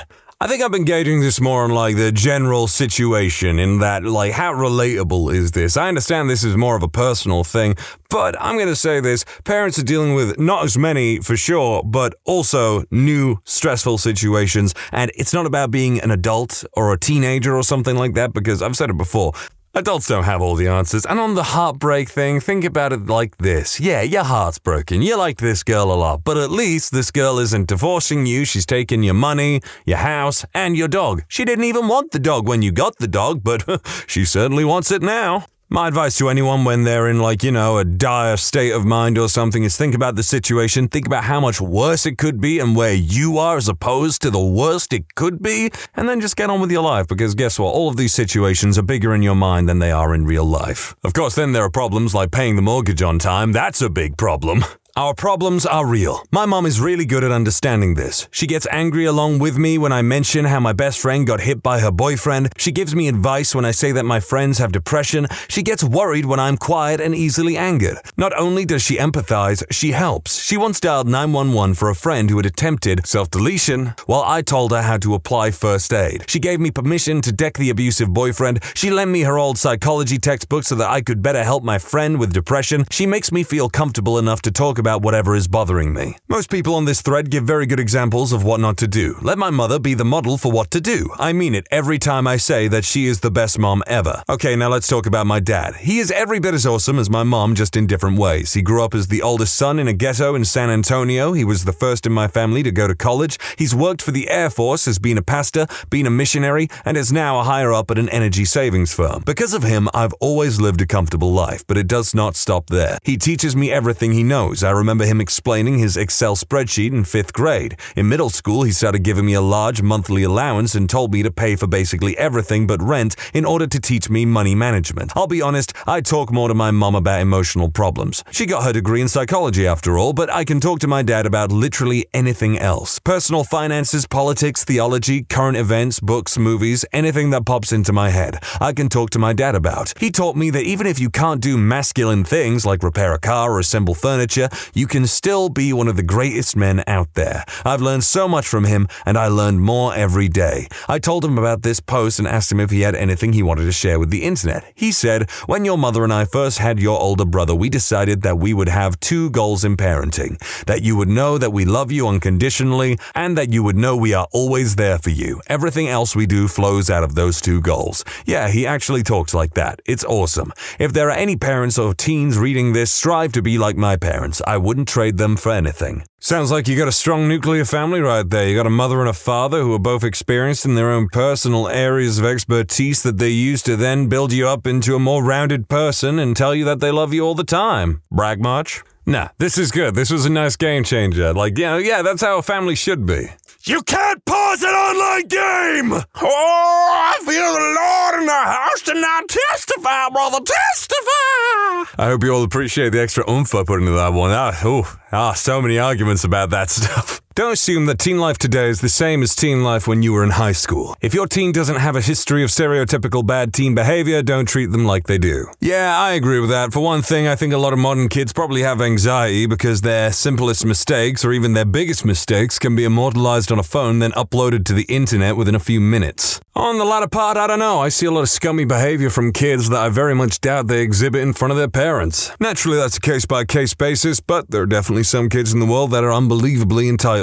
If your child doesn't agree with your religious views, back off and let them think it through. Pushing harder isn't helping and will just make them less likely to return to your faith in the future. I hid my true faith from my parents and went along with their faith for years. My sister decided to come out about her views, and that's how I know I made the right choice. Yeah, just generally don't try and force your opinions on kids in general or anything because, they might turn around and decide that they hate you and all of your ideas. Currently 17 and I'm really into technology. I got a job at 15 because I wanted to build a computer and still hold it today. Anyway, the things I buy are mine. I did work for them, and yet they still threaten to take them away from me if I act irritable. Being irritable is caused by depression, anxiety, and other crap going on. The constant fighting with my sister, that gets on my nerves. Yes, she's screaming, but screaming back will not make her stop. Please, for the love of God, don't downplay my issues. Yes, my girlfriend cheated. Yes, I'm a teenager, and maybe it's not that big of an issue, but Christ, don't act like it doesn't affect me and how I act. I have to say, contrary to what I may say in any of these, I always take these stories with a slight pinch of salt. If anything, I wish I could hear the other sides of these things,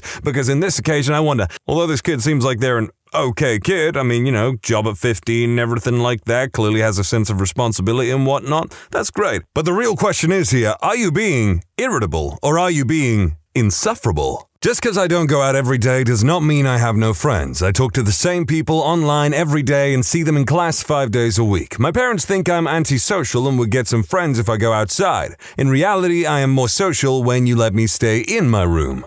Yeah, I don't really see a problem with that. I mean, if you're just staying in all the time whenever you can, that's kind of bad for you. Catch some rays, the sun's great for you. Not in excess, of course. Nothing's good for you in excess. I know that I'm smart and I receive good grades. They just need to learn that I will never be the valedictorian or an honor roll kid or anyone they deem intelligent. I'm a little confused. Do your parents genuinely think you're stupid, or do they simply think you are not living up to the potential that you have?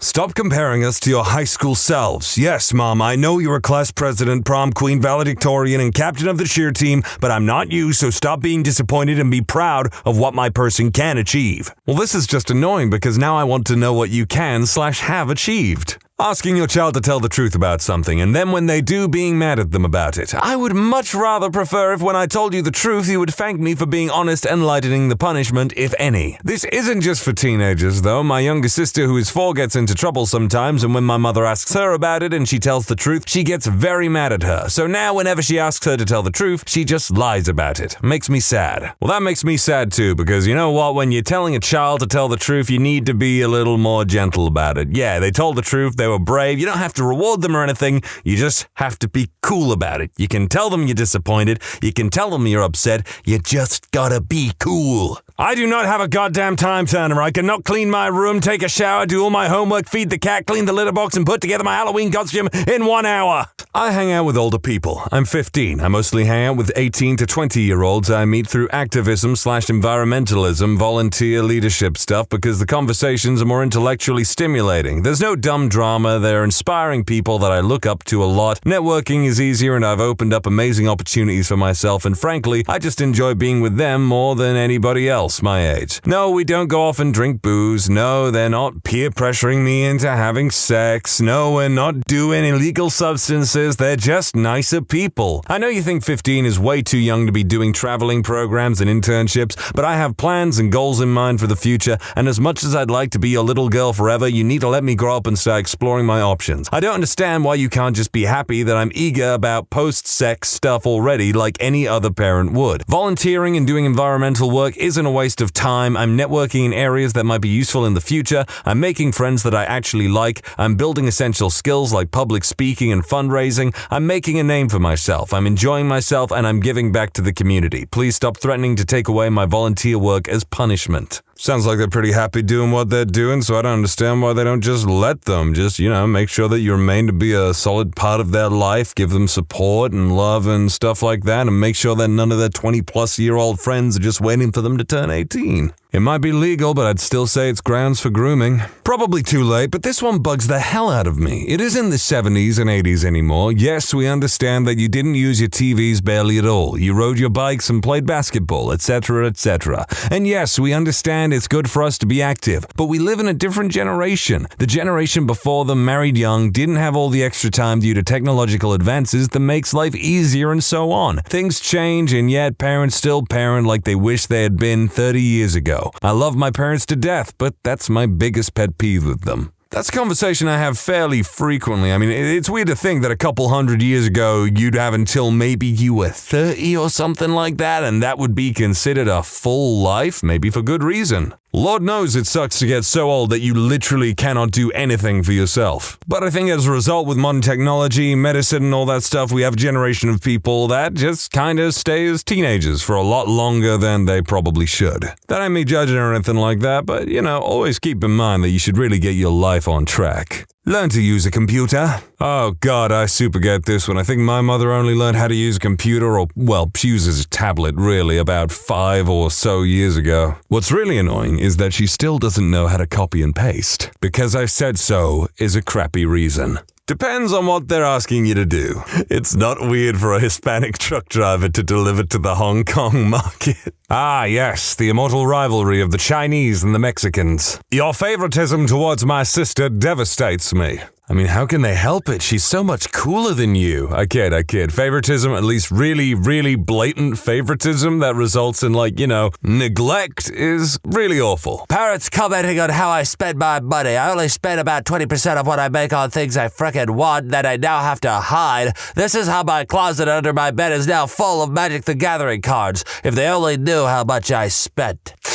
I don't know, card games are kind of a money sink. I mean, you get into them and then you gotta keep up with expansions that introduce new mechanics into the game because then your old decks are kind of obsolete based around the new hotness of the game. I play Digimon, the card game, sometimes, I haven't bought any for ages because I just look at how many I have and go, ugh, and then I've missed expansions and I don't really want to get into new expansions. It's a whole thing. Don't get into card games unless you are acutely aware that you are probably going to spend a lot of money if you're really getting into them. You shouldn't try to tell your kids what choices to make for things like college or uni. Sure, you can help them, but don't try to tell them to do something that they don't want to do. Well then please, just don't choose a topic that's utterly useless in the real world and won't make you any money and then complain and moan that everyone else should pay for your education. That might sound critical of me, but with the power of the internet, you can honestly learn all of these things that you could at university for free. Which is why my position on college and university learning personally is that you should take a few years off, do things, live your life, figure out what you actually want to do and what you enjoy doing, and then go to university with the knowledge of what you want to do and that you love doing is worth pursuing and paying for. But hey, I'm just a disappointed voice on the internet that as of yet hasn't gone to university, so what does my opinion matter? Do not tell your children if they were gay you would not go to the wedding. It's like saying that if I don't fit your mold, I'm not worthy of your love. It's also setting yourself up for years of distrust. I want to be open and I want them to be a part of my life so badly, but if they knew anything, even suspected anything, they wouldn't want to be a part of mine. The job of a parent is to guide, discipline, and love unconditionally. You can't change how your kid came out, but you can still love them. My parents should learn that if I could be different, I would be. If I could change myself, I could be their definition of normal. I would be. My parents should learn that my wildest dream is for them to love me for exactly who I am, just as much as I love them.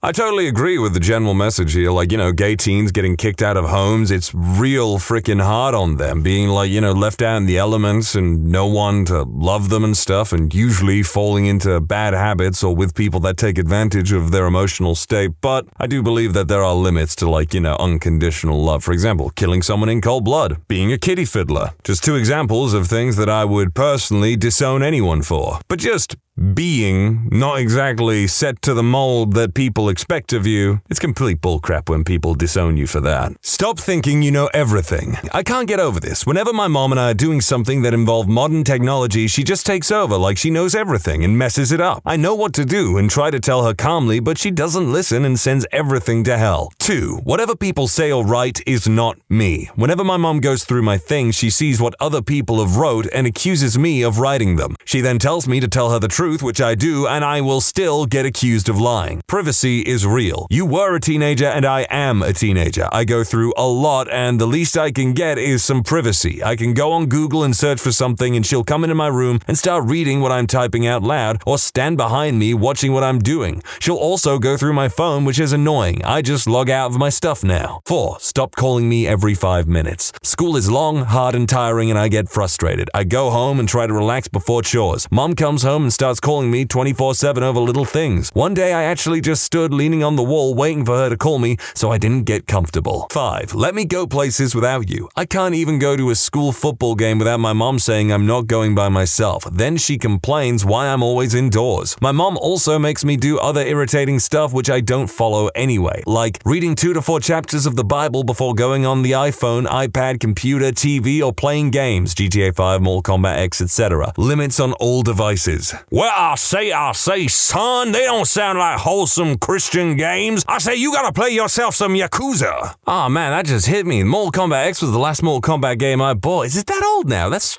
almost 10 years old, goddamn. I would say to them, the American dream idea is dead at this point in time. You could work hard and go to the right schools and have it still not pan out later in life. Half of the kids graduating higher education levels are having trouble finding jobs. So get off this idea that hard work leads to success, because it just is not true at this point in time. I see where this person is coming from a sense that I see a lot of things nowadays where depending on what your sense of success is, whether it be followers or money or whatever like that, people do stupid, inconsequential stuff, and for some reason it brings them success. But guess what? Things might not work out the way that you wanted them to if you applied loads of hard work in school or on a topic or cultivating knowledge that you wanted because you thought, yeah, this will make me successful. But you know what? Life doesn't work like that. You now have the knowledge to do something, and you need to keep on striving and looking for the opportunities that you can get to apply that knowledge and those skills that you have cultivated yourself. It might take time before you can actually apply those things in a way that you deem makes you successful or content with life or whatever,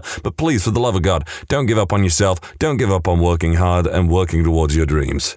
Forensic scientists, what is the most WTF case that you ever had? A friend of mine is a CSI, and I don't know if he's posted here, but just in case he hasn't, I'll put this here. Anchorage, Alaska, 2008. A 27-year-old woman hasn't paid her rent in 4 months. The landlord gave her a bit of a reprieve because he knew she was very poor and she was in a low-income housing. But after 4 months of zero contact, enough is enough, and he calls the cops to get into her place and either see her to talk or change the locks and remove her stuff to a storage shed so the apartment can be released to someone else. The cops find the front door to be bolted and use the landlord's key to get in, then find the woman dead in her shower, just sort of slumped as if she fell against the wall and slid down. The water wasn't on, and as this is Alaska and in the winter, the water is never shut off by the city because if hot water isn't moving through the pipes, they freeze and burst. The fact that her shower is off means she never turned it on or someone turned it off. The body is taken to the morgue and autopsied at the family's request because no obvious means of death can be found. As far as the examination could conclude, she died from an adrenal surge causing her heart to stop, more commonly known as frightened to death, which yes, can actually happen in some rare cases. The body was old, but no test showed any residual illegal substances in her system. None were found in the apartment, nor was there any sign of anyone having entered or left before the cops. The young, pretty average health woman appears to have gotten into her shower, and then her heart stopped due to terror. As far as I know, that's where the story ends. No substantial evidence. When I was pretty young, I got into all of the procedural crime shows and stuff like CSI, Law and Order, just all those things, so I'm kind of interested in this topic. A friend of mine is a forensic scientist and her department dealt with burglary cases only, usually generating pretty uninteresting stuff to tell people. But her only good story is that once she got a pair of gloves found at a crime scene. She went to examine them and felt that there was something hard inside. She turned the gloves up to get it out and out falls a thumb, ripped off at the first joint. Apparently this particular burglar was holding up a safe while his mate went underneath it, dropped the safe on his hand, ripped his hand out and ran. They obviously caught the guy. The only interesting story they have, kind of rude, but I wonder if whoever caught them was like, so, was it worth it?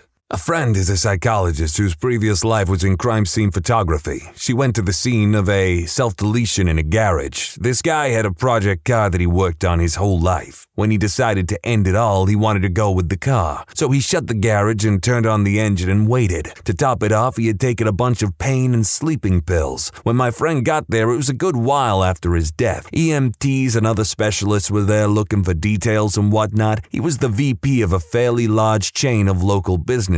So there was an insurance settlement to consider. My friend is in the middle of photographing the scene and the guy was laying there, pronounced dead hours ago, and he suddenly just shook hard. She thought it was a death rattle, so she kept taking pictures. Eventually, the guy sat up and nodded, and the EMTs were called back in to stabilize him and eventually save him. Apparently, the car had run out of gas right at the moment he went out, and he was pronounced dead on the scene. He couldn't talk or do much, but he had actually survived. I don't know what the laws are in Alaska. I was gonna say he was lucky, but then I thought about the fact that he's probably being arrested for attempting self-deletion. Forensic chemist here who occasionally gets called out to crime scenes just to consult on evidence collection. On the first one I ever went on, a father had killed his adult son and put the body in a deep freeze that was in his bedroom. There were a ton of cops and the other people from our lab there, but when the coroner asked for help removing the body from the freezer, I volunteered quickly, as I had never been that close to a dead body, other than funerals, and was curious. As I helped the coroner lift the body out of the freezer, which still had a bunch of food in it too, a pack of frozen biscuits was stuck to his body. I had to pry them off of him, which was both very weird and kind of funny at the same time. I often ponder, like so many other people do, what my final moments will define me as in the face of those who know and love me, as well as strangers who may be there to witness my downfall or whatever. And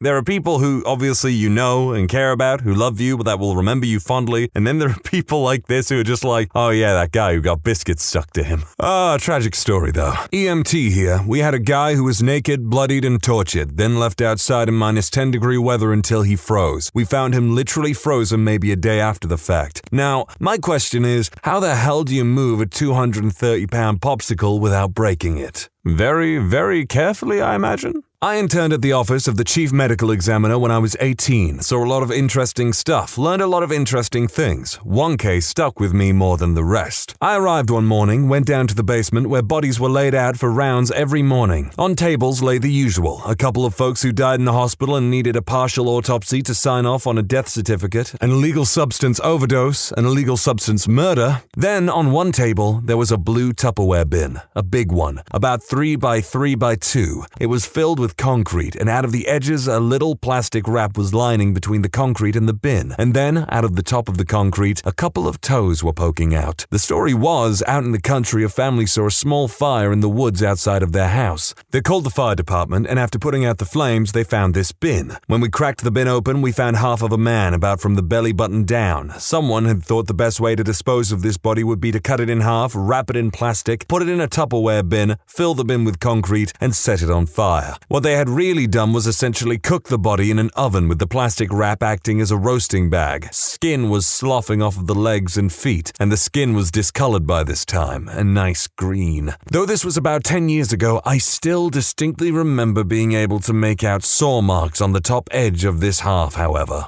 Notes were taken and no signs of death were found on the legs and no indication of the person's identity either. Unfortunately, my internship ended a few weeks before they found the top half, so I never got to learn more about the case, but the image still certainly sticks with me till now. I once considered doing an internship at a morgue myself, but you know what? Some of the things you'd see in there would probably just, like they said, stick with you for the rest of your life, or at least a really long time. I'm not a forensic scientist, but did forensic anthropology as part of my degree. When handling a rib cage, a ton of flakes came off and ended up lodged in my mouth, nose, and eyes thanks to a friend. Yummy, flaky rib cage bits. Forensic genetic in Mexico. I've seen some serious stuff. I was assigned to the identification of mass graves, over 300 bodies, dismembered, scattered, and burnt. It was just one site. We had many. I'm gonna presume that's the work of the cartels. Stepfather used to be a police officer and loves telling stories about crime scenes. He went on to tell us about how after a motorcycle rider was struck by a train,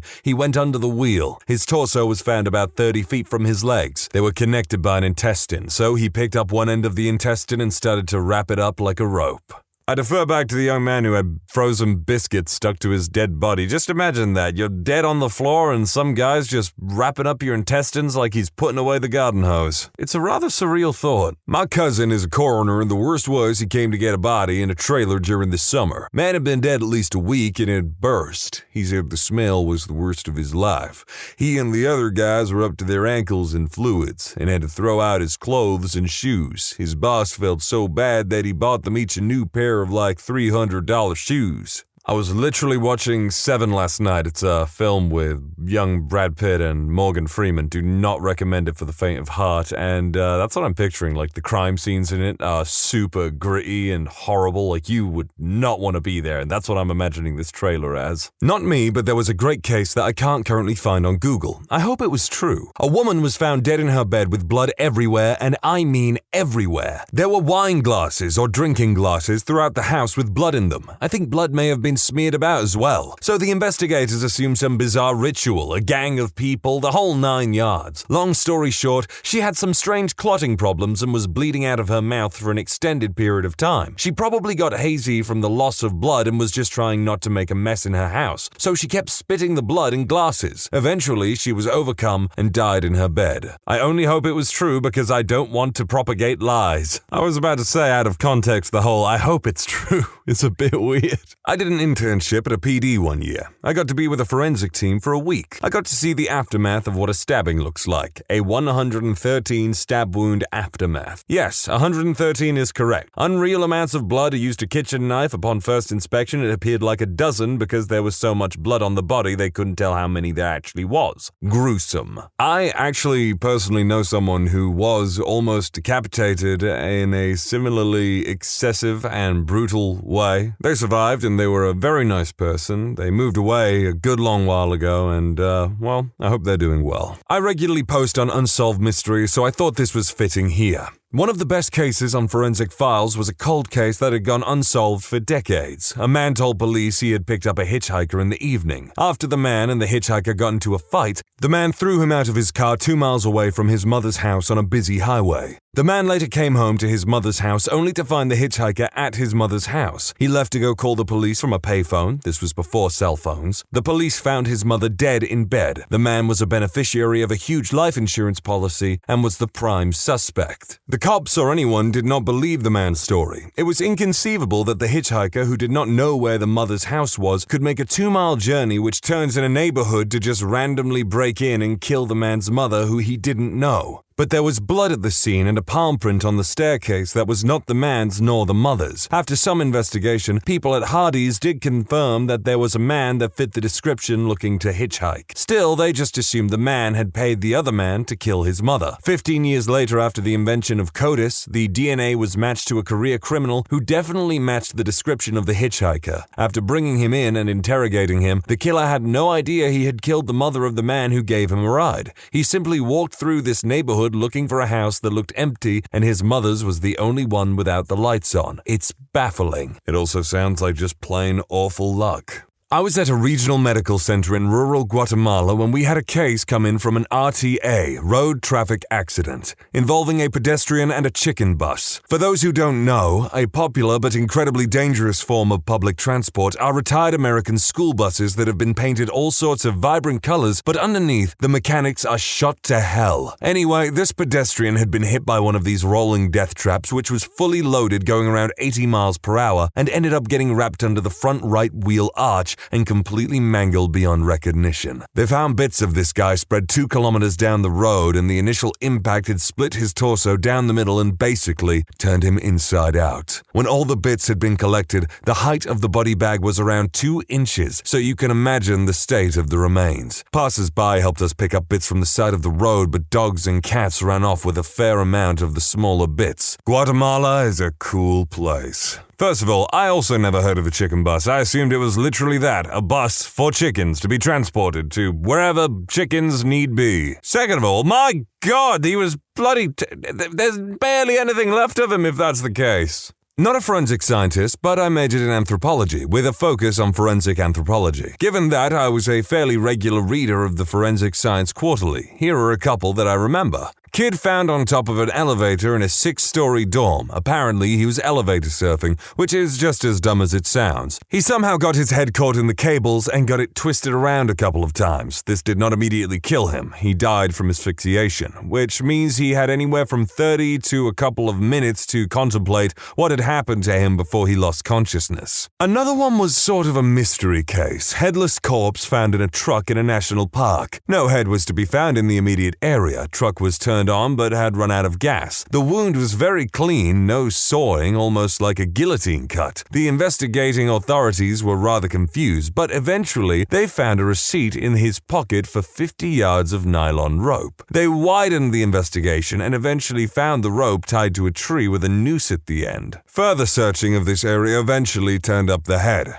Pretty unique method of self-deletion. Mystery solved. This one isn't from the magazine, but a story personally relayed to me from the officer involved. A call comes in for a 50-ish black woman dead in a garage. Investigation reveals it is actually a 35-year-old white male. Dude put on a dress, rigged a noose to his garage door opener, and proceeded to watch some smut in his garage while choking himself with the garage door opener. Battery in the remote died, and then so did he. I am reminded of an episode of BoJack Horseman. I had a professor who was an expert in osteology and would train radiologists and doctors to recognize defensive fractures in arm bones. Defending yourself from an attack can leave a very distinctive spiral fracture on your forearm, and in his years of research, he'd never encountered that specific fracture pattern anywhere except in a defensive wound. Until he was attending a seminar at the University of Toronto in February, and when leaving the lecture, he was walking down an outdoor flight of stairs when someone called out to him to ask a question. He had his hands in his pockets because he wasn't wearing gloves, turned, slipped, and fell while perpendicular to the steps. His forearm hit the step and resulted in the exact spiral fracture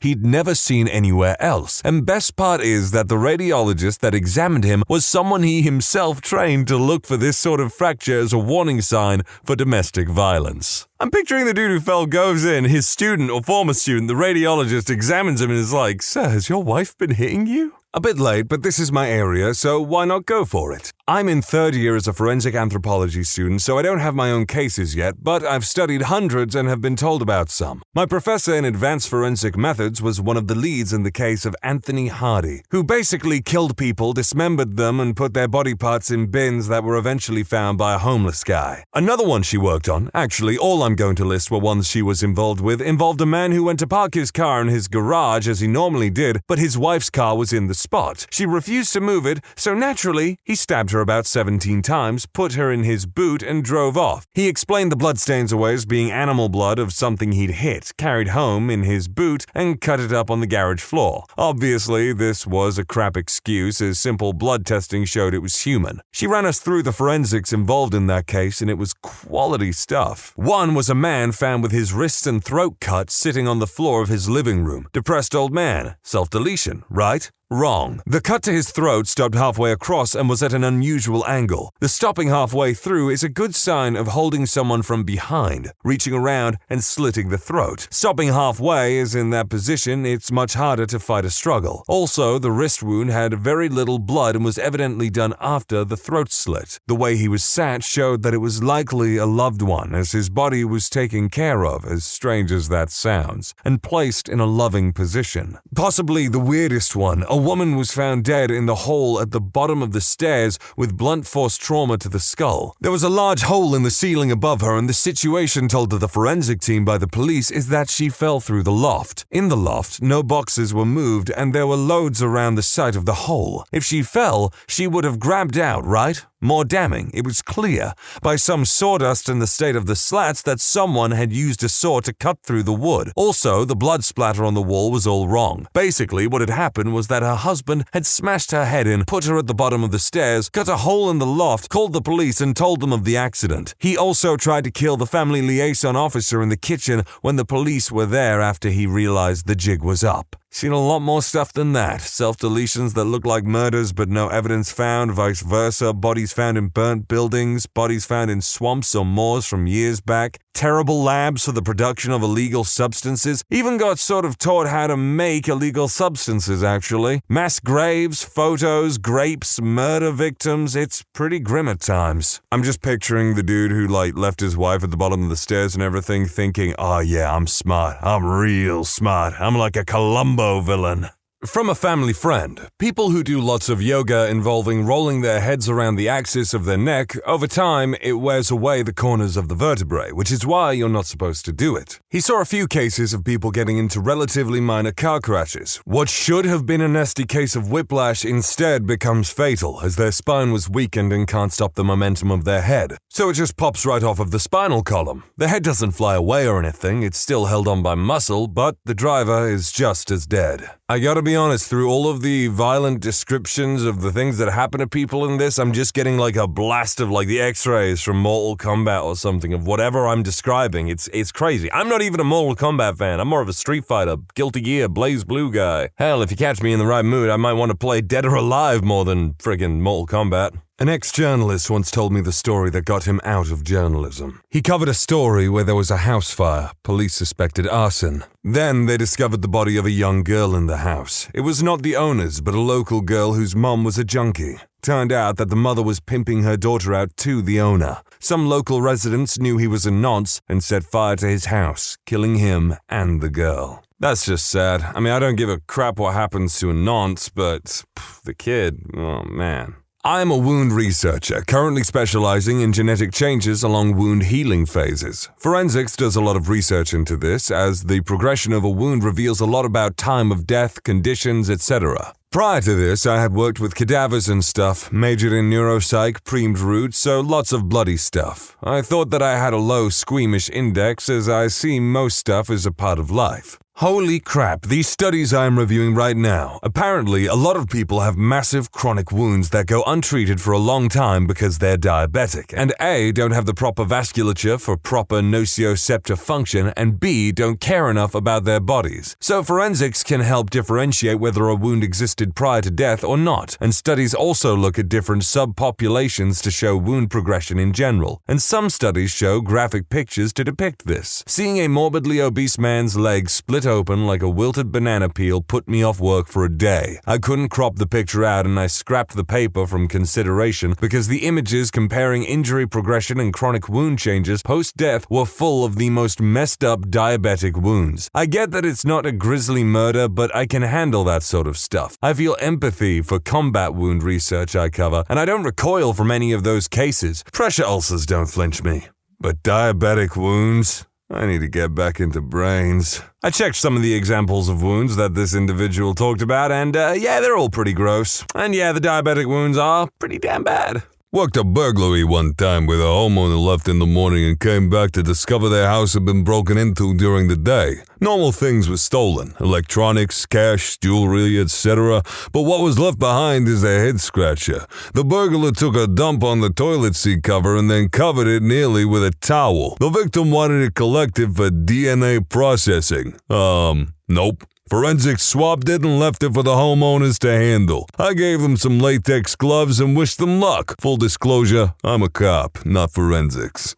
Men, what's the most creepy thing a woman has ever done to you? Enraged in the middle of the argument, she took my fish out of the aquarium and threatened to step on it. I saved the little guy. It was a beta, if you want to know. Takes anger out on small creatures. That right there, my friend, is a red flag. Cut off all of her pubic hair, put them in between layers of scotch tape, crammed them in an envelope with a pair of her used panties, and put the envelope under my windshield wiper. There was a note that read something like, "I know we can't be together, but now you'll always remember me." She was right. It's already been stated what she was trying to accomplish. I just can't fathom as to why she came up with that. Probably not as exciting as most here, but still super frickin' weird. I was staying at my friend's house, sleeping in his guest room. Friend is at work, his girlfriend is at home. One thing about this room is that it has a very heavy door that has to be held open by something super heavy or else it slams shut. Well, I sleep with the door closed. I wake up in the morning, and as I do every morning, I laid there for a bit longer before actually getting out of bed. Well, this time, all of a sudden, I see the door open, the light is still off, but the hallway light being on means I can see if someone's standing in the doorway. I have my eyes kind of opened and I can see that she's just standing there in the doorway, staring at me. I didn't move. I wanted to see what the hell would happen because this was thoroughly freaking me out. She just stood there for at least 10 minutes, didn't look away, didn't walk around the room. I was laying at a weird angle where I could see her perfectly. She could see me, but she couldn't see that my eyes were half open. I thought she may have been in there to grab something because there's a bunch of stuff in the closet, clothes and such. Nope. 10 minutes I waited for her to do something or to walk out. Finally, I flinched and feigned waking up and I heard her run out and slam the door. I got up, went to the kitchen, and she was as bubbly as could be, acting like nothing happened. Acting like she didn't just spend 10 minutes watching me sleep.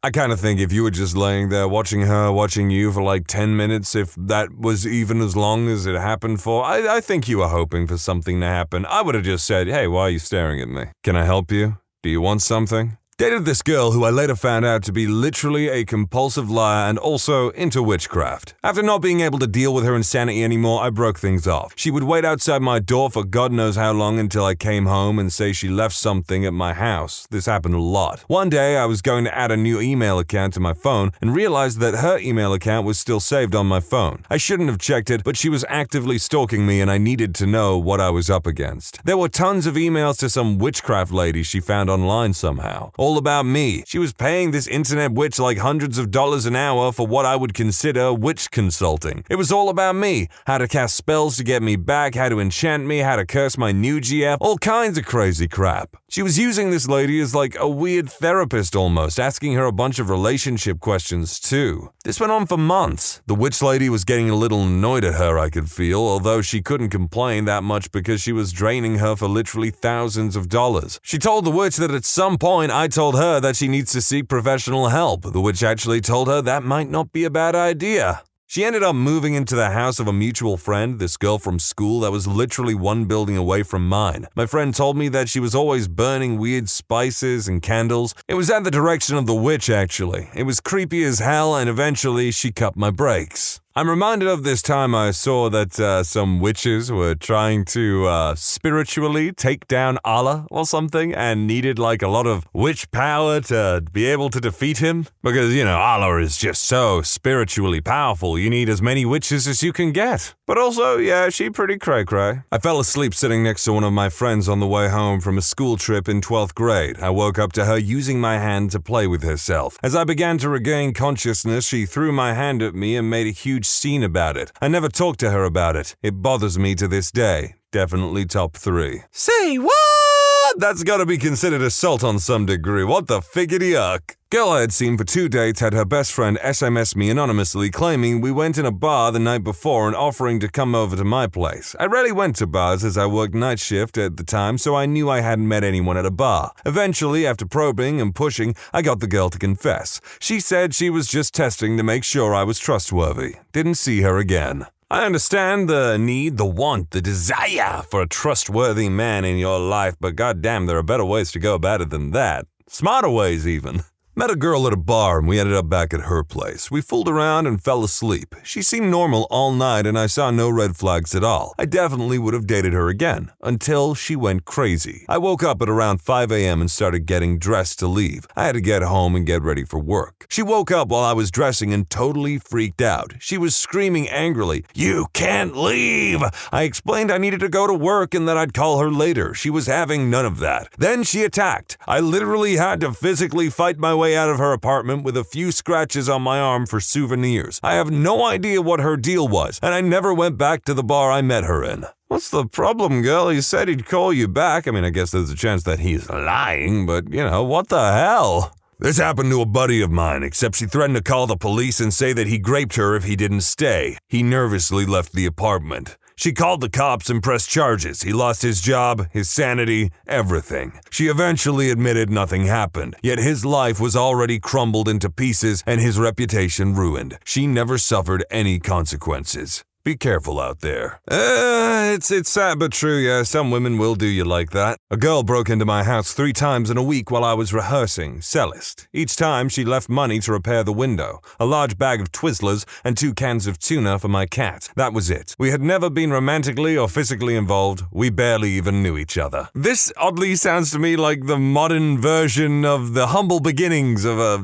festive or cultural celebration of some sort. Once a year, around the globe, women break into men's apartments and leave Twizzlers and cat food, whether they have a cat or not. That'd be crazy. Really drunk chick asked me to dance and proceeded to keep trying to pull my willy out, like forcefully. When I'd finally resisted enough, she called me a nerd and stormed off. You're not a nerd, buddy. You're a survivor. I was probably 9. It was after church service and there's this new lady there who took a liking to me. She was the new wife of the minister. We were outside waiting for the grown-ups to come out. I think they were having a meeting inside. And this new lady took me to a bench nearby. We sat, asked me lots of questions. Then she put my head on her lap, stroked my hair while humming a lullaby like I'm a baby. It felt really uncomfortable and I really wanted to escape. But I was a shy little boy and didn't want to offend her or something. So my sister from afar snickering at us. It went on like this for 30 minutes, but felt like hours. I was dying with cringe inside. If I were that child's sister, there'd be a point if it really went on for 30 minutes, which I highly doubt this woman sat there on a bench and stroked this random child's head for 30 minutes unless she really is a little bit unstable. But there'd be a point where you're kinda concerned, right? Weird. I had a similar experience when I was younger that your story made me rethink. I lived in a neighborhood with middle-class housing. I had a friend whose parents were divorced, so his mother lived right down the street from me, and when he wasn't with his father in Hawaii, he was with her. So I was young, like 10 or 11 years old. My friend was with his father at the time, so he was not there. I was walking home, and when I was walking past his house, his mother was outside sitting in front of her garage smoking a cigarette. It was odd since we never really spoke other than standard pleasantries. I was respectful, as you should be. She made me sit on her lap while she talked, and she, for whatever reason, kissed my cheek multiple times with her arm around me. I know, sounds hentai AF, but I can assure you this happened. I can't for the life of me remember what she was saying since I was a kid that was only focused on getting home. She had red lipstick on, which was now on my skin, of course. Moving along, after a while, she let me go and I walked home where my mom prepared me a bath. She asked me about the lipstick and I told her what happened. She didn't react much, but thinking in hindsight, she may have freaked out. Nothing happened after that, and I was a very optimistic child who didn't think much of it. I think that she was lonely without her son. She lived alone and I don't recall her having visitors. Just thinking as a parent in 2020, having your 10-year-old son come home with lipstick on his cheek would be a huge yikes.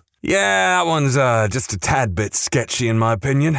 Met a girl at a party. We flirted, then we ended up in my bedroom. This was in my apartment. Heavy makeout. I suggest having intercourse. She declines. Heavier making out, basically including anything that's not intercourse. I suggest having intercourse again. She declines. Fair enough. We stopped the making out and planned to see each other again. The day we were supposed to meet, she stood me up. I had cooked and it was already time to meet. She told me that she doesn't want to see me again because I wasn't pushy enough. She liked men who are less soft and gentle. She basically told me that when she said no, I shouldn't have listened. Good riddance, I say. I don't care if a woman means yes when she says no. I take out a dictionary and I show her the meaning of no because that's what she said. Plus, in this day and age, how can you not be absolutely paranoid all the time that people are recording conversations to use in future courts of law or something? Keep in mind I'm only a junior in high school. I was about in 7th or 8th grade and I was at a New Year's party at my grandparents' house with all of their friends. You can tell I'm a party animal spending my New Year's with 60 and 70-year-olds, and one of their friends who I'd known for a while continued touching me and grabbing me in my waist and thigh region. She would sneak it in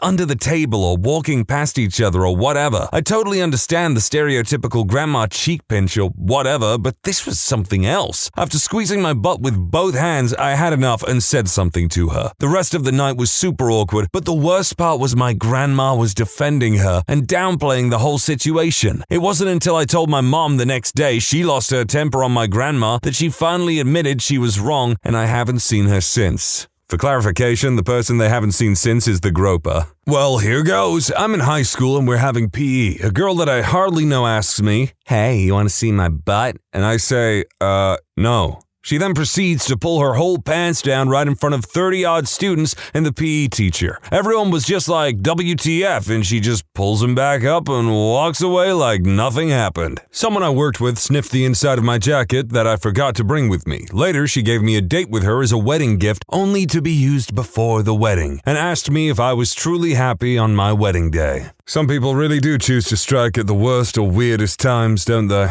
Older woman was cutting my hair. She was 60, I was about 24. She rambled on about how she loves bearded men and I might be old, but I can still look at the menu. She then told me about how she likes to go to clubs with her son in his 40s because she's his wingman and likes younger men. While this was happening, she kept running her hands down the front of my shirt. I later brought it up to the other employees there, who just laughed it off and said, "Oh yeah, that's just her. Apparently sexual assault is just part of her personality." The compliments didn't bother me too much until she started getting handsy. I'm fine with a bit of light flirting, but I'll admit if I had to sit through an entire haircut with this woman, I'd probably be like, you know what? I'm gonna go to a different chair.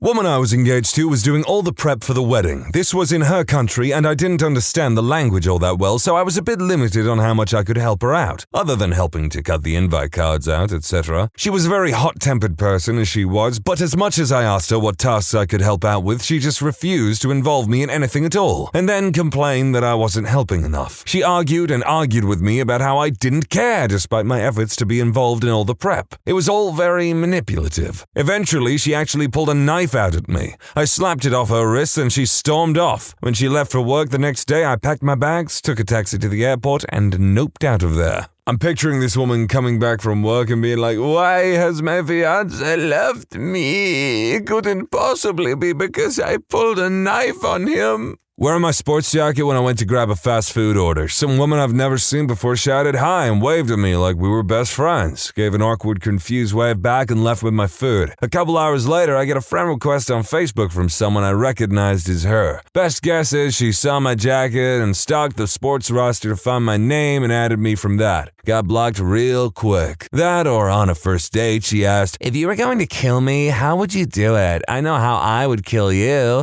Then proceeded to tell me her plan on how she would kill me and get away with it. I don't know, sounds Kinda hot if you ask me. Oh yeah, baby. Why don't you tell me again how you're gonna murder me in my sleep and get away with it?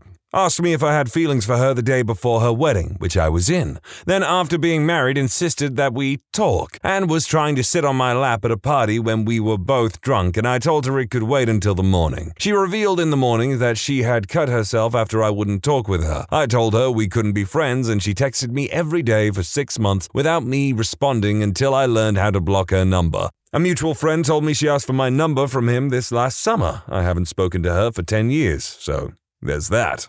This woman is either down bad or she wants problems all the time. Back when I was working overnights at a national pharmacy chain, there was an older lady in her 50s that would pick up prescriptions and try to hit on me a few times. The most direct and creepiest thing she said to me was, "I don't know why women who go for younger men are called cougars. I like to be called a python because I like to ensnare young men. Do you like pythons?" Luckily, I was saved by a customer that promptly needed something picked up, and I ignored her until she left. I don't know why this just reminded me of an interaction I had at a bar where this older woman approached me, started talking to me, went, "Oh, drinking on a school night, are we, young man?" And I looked her dead in the eye and went, "Madam, I am 25 years old. I haven't been to school in like 7 years." When I was 17 eating a slice of pizza in a pizzeria in New York, I was sitting facing the glass looking out to the street. Time was around 7 p.m. It was getting dark. I'll never forget this 50-something-year-old lady was walking on the sidewalk, saw me eating, slowed down, stared straight at me with the most seductive grin, and then winked. Then continued on walking. Until that point in my life, I had never felt so many emotions at once. I was turned on, weirded out, intrigued, scared. This was a day I will never forget.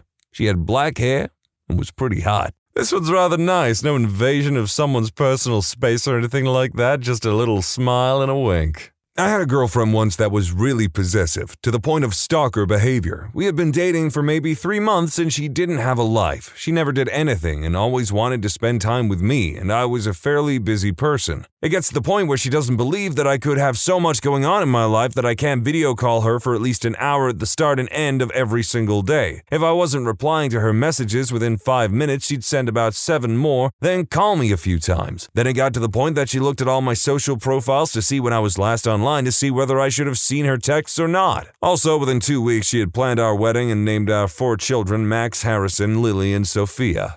Went downtown to CVS to get my dad's medication at like 9 at night. While waiting for the cashier to come back, 2 old women in line made conversation with me. Unprompted, they started feeling on my shoulders and arms. Pulled the "I have a girlfriend" lie while trying to be nice so no trouble would happen. Inside, I was extremely creeped out. As if she had a sixth sense, the cashier reappeared out of nowhere so I could pay and leave, giving the 2 women a glare in the meantime. They gave my biceps a squeeze before leaving me alone. Felt so dirty. I took a shower after I got home. Next time I saw that cashier, I thanked her. "No problem," she said. Gave her a tip. For those asking, no, nothing progressed. The cashier had an engagement ring on her finger. Were some people hoping for a surprise love story? Maybe not the worst, but here's something. I was in a really low mental state due to some past trauma and recent health issues when we started dating, which I think was part of the appeal for her. Since looking back, the whole thing was very predatory. Iffy age gap, 24M and 32F. She started talking shared finances just a month or so into the dating. It's pretty obvious what she was about in hindsight. Anyway, she encouraged me to start keeping a journal to help with my mental recovery. What a twist. For the journal, she would ask questions and I would write answers to them, which she would read. Most of it was extremely personal. A good amount also sensitive, sexual information. I too am boggled that I went along with this. She was also doing classic abuser things, trying to cut me off from my best friends and all. Fortunately, it only took a few months for me to start seeing clearly, though I wasn't quite committed to breaking up. She must have sensed some resistance, though. One day she asked for my journal, set it aside, then proceeded to start the breakup talk. I agreed that it wasn't working out for me either, and overall it was very amicable until I asked for my journal back, literally instant screaming that it belonged to her. I just stayed seated and kept repeating that she hadn't written a thing in it and I was the one who originally purchased it. She tossed it at me after a bit and I bounced out of there like a bat out of hell. She did send an apology about it over social media private messaging some years later, but it was also while letting me know that she would be attending kink meetups in my city though, so Yeah, I gotta agree, that entire relationship sounded sus as all get out. Was it work late upgrading PCs to Windows 10? I'm happily married and had only recently gotten married at the time. While I was in the contact center upgrading multiple PCs, I was kind of cornered by a young woman who wound up saying, "If you ever need a release from your wife, I'm here and more than happy to, mess around or something. I think you're super attractive." And it kept going for a few minutes. I mentioned that I'm happily married with no intentions of cheating, and she kind of pushed for a while longer,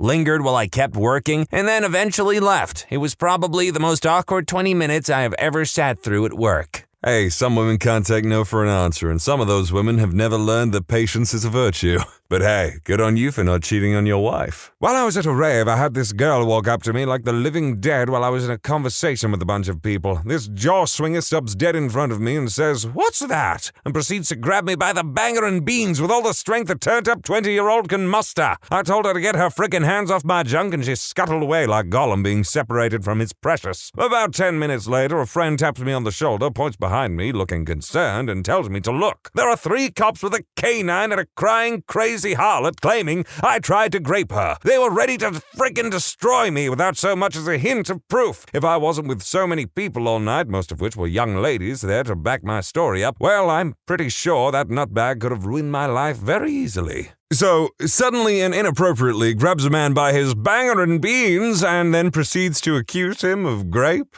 What a cow.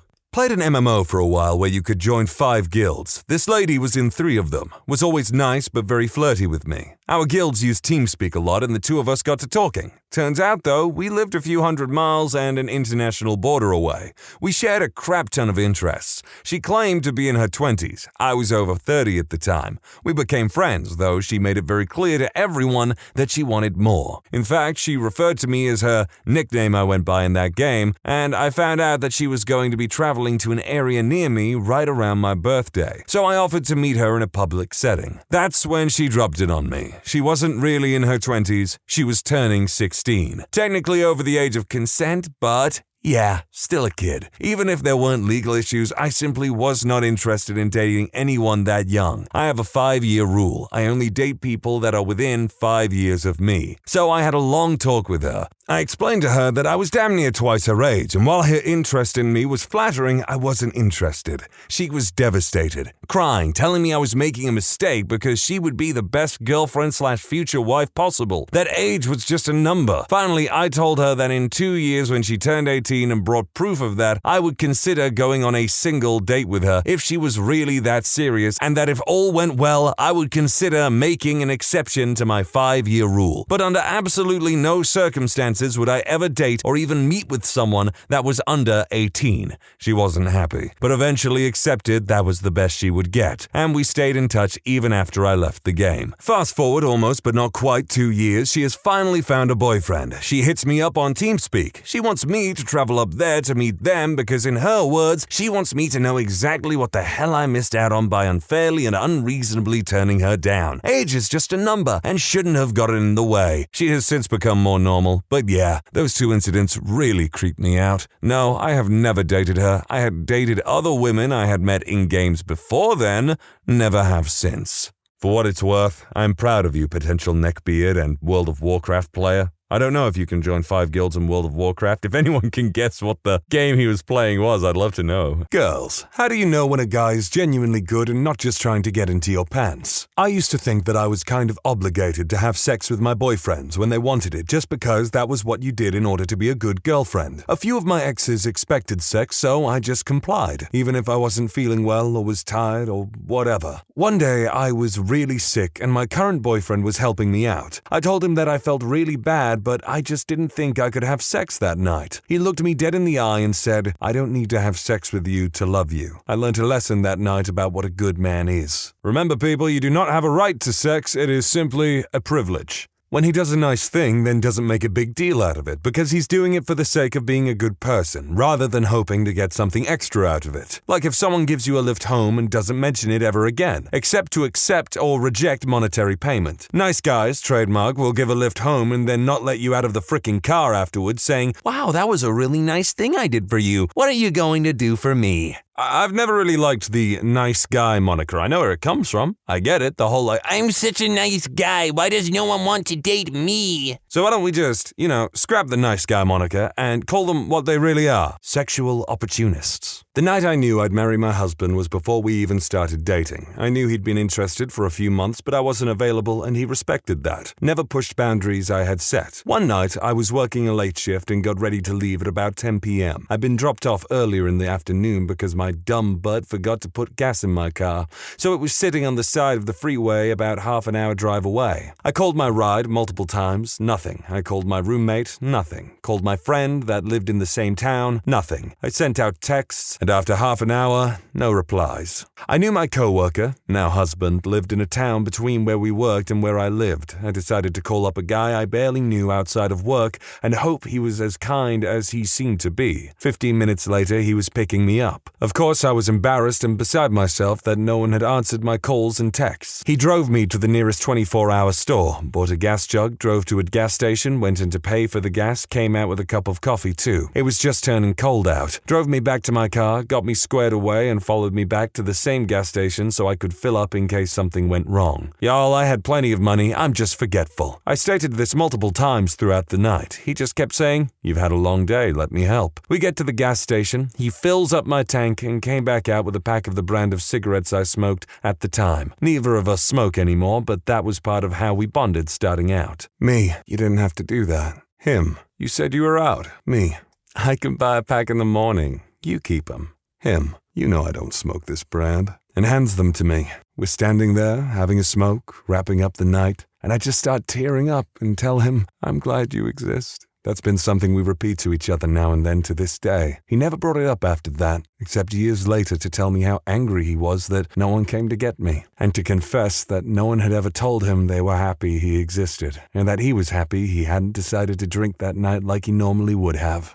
I wish someone told me they were happy I existed. But seriously, that's just beautiful. Just beautiful. If he remembers little details about you, like your dog's name or your sister's job, i.e. he actually pays attention when you talk. If he remembers the answer you gave when he asked, "What's up?" by following up with, "Oh, how did insert thing you did here go?" If he makes an effort to talk to you instead of just bugging you to hang out with him. If he doesn't constantly try to steer conversations towards flirting/sexual comments. If he's perfectly fine with you not being able to hang out if stuff comes up. Those are some of the things I look for, but then again, I've been fooled before. Trust your gut too. It's unrealistic to expect a guy to remember every little thing about you, but if he recalls something small, it proves he was paying attention. There are other ways guys can show this, like by asking more specific questions and remembering general facts about your life. If a guy puts effort into knowing you, he's genuine. Yeah, that's solid advice. Or, more probably, he's trying to steal your skin so he can insert himself into your life seamlessly by knowing everything about you, and then everyone grows to love him more than you, and he's some kind of superior version of you, like that run of Spider-Man where Dr. Octopus stole Spider-Man's body and became the superior Spider-Man, and then Peter Parker eventually got his body back, but that won't happen for you! Respect your boundaries. It wasn't until my current BF that I realized my feelings of feeling weirded out by all the guys before him was justified. They always pushed when I expressed hesitation or discomfort. I told my BF I wasn't ready, and he didn't make a move again for another 2 months until I was ready and initiated myself. Well, that certainly sounds like a long time in my unga bunga boy brain. I agree that boundaries should be respected. If you think the girl's worth waiting for 2 months, and by God, you respect that 2 months and you wait. I knew my husband was a keeper. He had been my friend first, but we lost contact because he had a crazy girlfriend. When we reconnected, she was officially his ex-girlfriend, but I had an emotionally abusive fiancé. He talked me out of it. He helped me get the courage to leave, and then he waited for me to heal. I gave him no time frame. I told him that I needed to be single before I made another commitment because he deserved to have all of me and be more than a rebound. Neither of us saw other people. We talked every day. I told him he didn't have to wait, but he insisted. When we saw each other again for the first time, he was an OTR truck driver. It clicked. We were meant to be. He switched to regional driver, I went back to college, and now we're building our lives. 7 years together, 4 married. That was nice. Easy. They treat you the same when the passion starts to decline and you are no longer tearing each other's clothes off. I know that makes my relationship sound bad, but long-term relationships go through these phases. When both parties are tired, stressed, etc., if your man stands by you, then he's a keeper. Short term, I suppose, just wait until you know them before you sleep with them. That's not something I have been good at, though. I suppose just don't get emotionally invested in something that has not been properly defined. More solid advice. I like it. When my BF and I first got together, we were still teenagers. I got really drunk at a party and my friend bailed on me. I didn't have a ride or place to sleep that night. He took me to his house, brought me glasses of water and snacks, and didn't make a move on me all night, even when I slept in his bed in my underwear. We've been together for 4 years now. That's nice, even sweet, I might say, but also a pretty low bar to hold. Nice guys are nice to you. Nice guys are nice to people they don't want to get anything out of. I also have a theory that nice guys, in the you should have sex with me, I'm a nice guy sense, don't realize that being nice is the bare minimum, and thus you have to bring something else to the table. Be funny, be smart, be interesting. I'd be lying if I said there wasn't some appeal in aesthetic, but don't claim nice like that's an achievement. You're supposed to be nice. Bragging about it is a sign that you don't understand that, and it's a pretty good indication that it's not genuine. I'll admit, sometimes I think a lot of people just get that impression of like, oh, this is how a girl will like me by watching, like, I don't know, those really typical anime where a guy is just like, you know, the bare minimum of nice to someone or kind in some small way, and the girl's like, oh, no other guy's ever been like this before. Newsflash, boys, a majority of men in the world are not scumbags or total pieces of crap, and there is some solid competition out there. And if you want to compete, well, guess what? Self-improvement of the body and mind is necessary.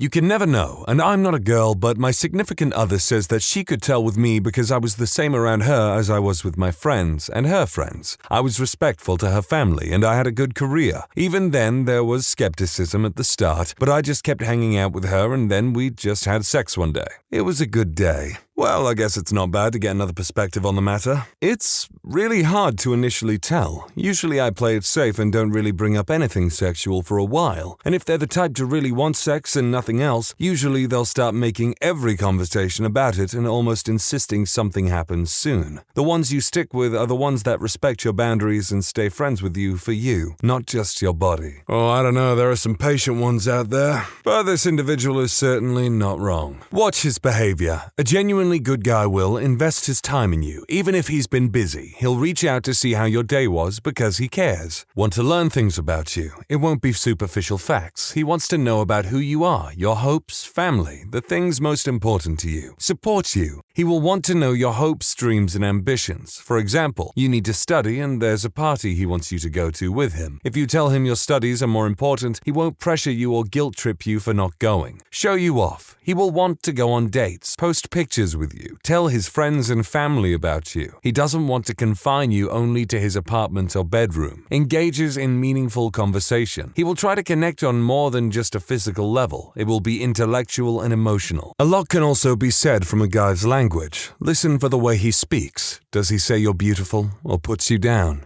You should do more squats. Only talk sexually about your looks. Watch his eyes. There's a difference between a loving look and a lustful look. Keep in mind that everyone has flaws and nobody is perfect. To expect anyone to complete a checklist on a daily basis is excessive. We are human. Mistakes happen. But with a genuinely good man, it won't be an everyday occurrence. He will care and always strive to improve. These are just a few differences that I've noticed about the players and the man who treats me like a princess. Hope it helps you. Best of luck. You meet your Prince Charming. Pretty much hit the nail on the head.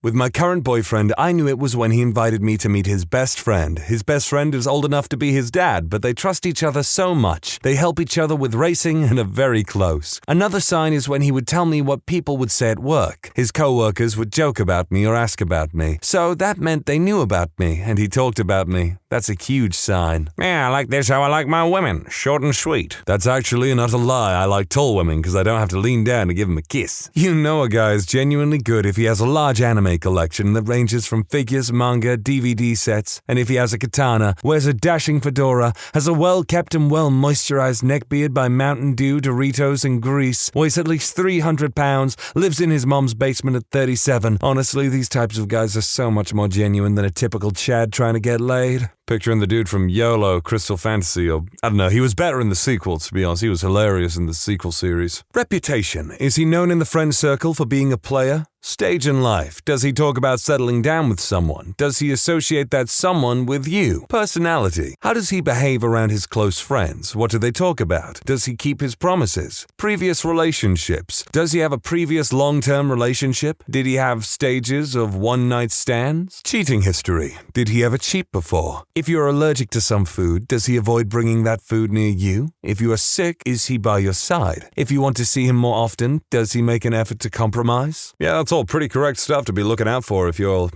gauging a man for his long-term value, I guess. It's not a bad thing to think about, ladies. It's generally easiest to tell through how they treat people differently, but seeing them learn about your relationship status is obviously a shortcut if it's available to you. It's always a bummer when you're having a great time with a group of people and a guy you are hitting it off with, you platonically in your view, learns you're in a relationship and immediately starts to ignore you. It always really makes me sad, not that it happens a ton. I'm not a smoke show or anything. It's like, oh, I guess I'm just not as funny and interesting as I thought I was. That person didn't actually enjoy our conversation. He was just working on a potential lead. It really brings you low as a woman to see that guy continue to enthusiastically socialize with other guys in attendance after he stopped talking to you upon discovering your unavailability. I acknowledge the potential downsides to being on the male side of this equation. I was aware of them already, but now I've got an inbox nice and full of the same few messages over and over about how I just need to see it from a different perspective. I'm only trying to share my own experience and my own perspective of the downsides for women. That's an aspect that I've never really thought about. Not that I've ever chosen to just blatantly ignore a woman after finding out that she's taken or anything like that. But I also naturally understand the male perspective as well. Wherein, if you're a half-decent guy, if a woman says no, not interested, or I have a boyfriend, I'm unavailable, whatever the reason is, you're just gonna move on, get on with your time, and keep on looking. And while patience may be a virtue, why get your hopes up in thinking that something could happen in the future that very well may never happen? You've already been disappointed, potentially even laid your soul bare. And some men, honestly, just don't have the stomach to look someone in the eyes that they've exposed themselves to. But again, I absolutely get where this woman is coming from. I never really thought about it like that. If he has crippling trust issues, he already doesn't expect anything from you. He doesn't expect anything from anyone. Feel like a dude wrote this. And yet, I hear that. I've found a really good checklist to be, is he trying to elicit a specific behavior or response from me? Or is he being sincere? Is he focused on how the situation affects him or how it affects me/the people around him? Example, I've had both good guys and nice guys tell me they had feelings for me. The nice guy said, well, I just don't understand why you won't go out with me. Like, what else could I do? You're the perfect girl for me. You don't know how hard it is to see the perfect person for you and not be able to have them. The good guy said, since we're friends, I think I owe it to you to be totally honest and tell you that I've started developing feelings for you. You don't have to reciprocate or anything right now. I just wanted to be upfront so things don't get weird later. Both hyperbole, I'm sure, because I don't think anyone actually speaks like that. Also, I'm seeing a lot of checklists on here. Women, can you just tell me, is that a thing you do? You just look for checklists on, how to spot the ideal man for you? I agree with the other posts, but to add something less conventional that might not apply to all guys, I find that when a guy is really, really interested, then they sometimes act nervous or hesitate a little. Makes it less likely that they're trying to get into someone's pants kind of guys and genuinely likes you and doesn't want to fudge it up. Oh, most definitely. I'll always remember the most nervous I was when I asked my girlfriend, do you want to play Sonic Adventure 2 Battle on the GameCube? Guy here. Everyone is a butthole about something. Grammar Nazi. Goes on and on about the difference between Star Trek and Star Wars. Obnoxious around sports. Obnoxious around politics. Snobbish about beer. Crossfitter. Gamer. Etc. Most of us learn to be civil about our buttholery, but we learn to manage it and recognize that it's kind of unacceptable. We apologize for it, but we don't hide it. If you can't find a guy's metaphorical butthole, he's definitely not a nice guy. The Duke couldn't agree more. That's enough unnecessary editing on my part, but there was something vaguely Duke Nukem-esque about that comment for some reason. So my boyfriend and I were friends for a couple of years before we got together. I was dating another guy the entire time. I actually fell for current BF while dating the other guy. X was an abusive butthole. I didn't cheat on him, so regret nothing.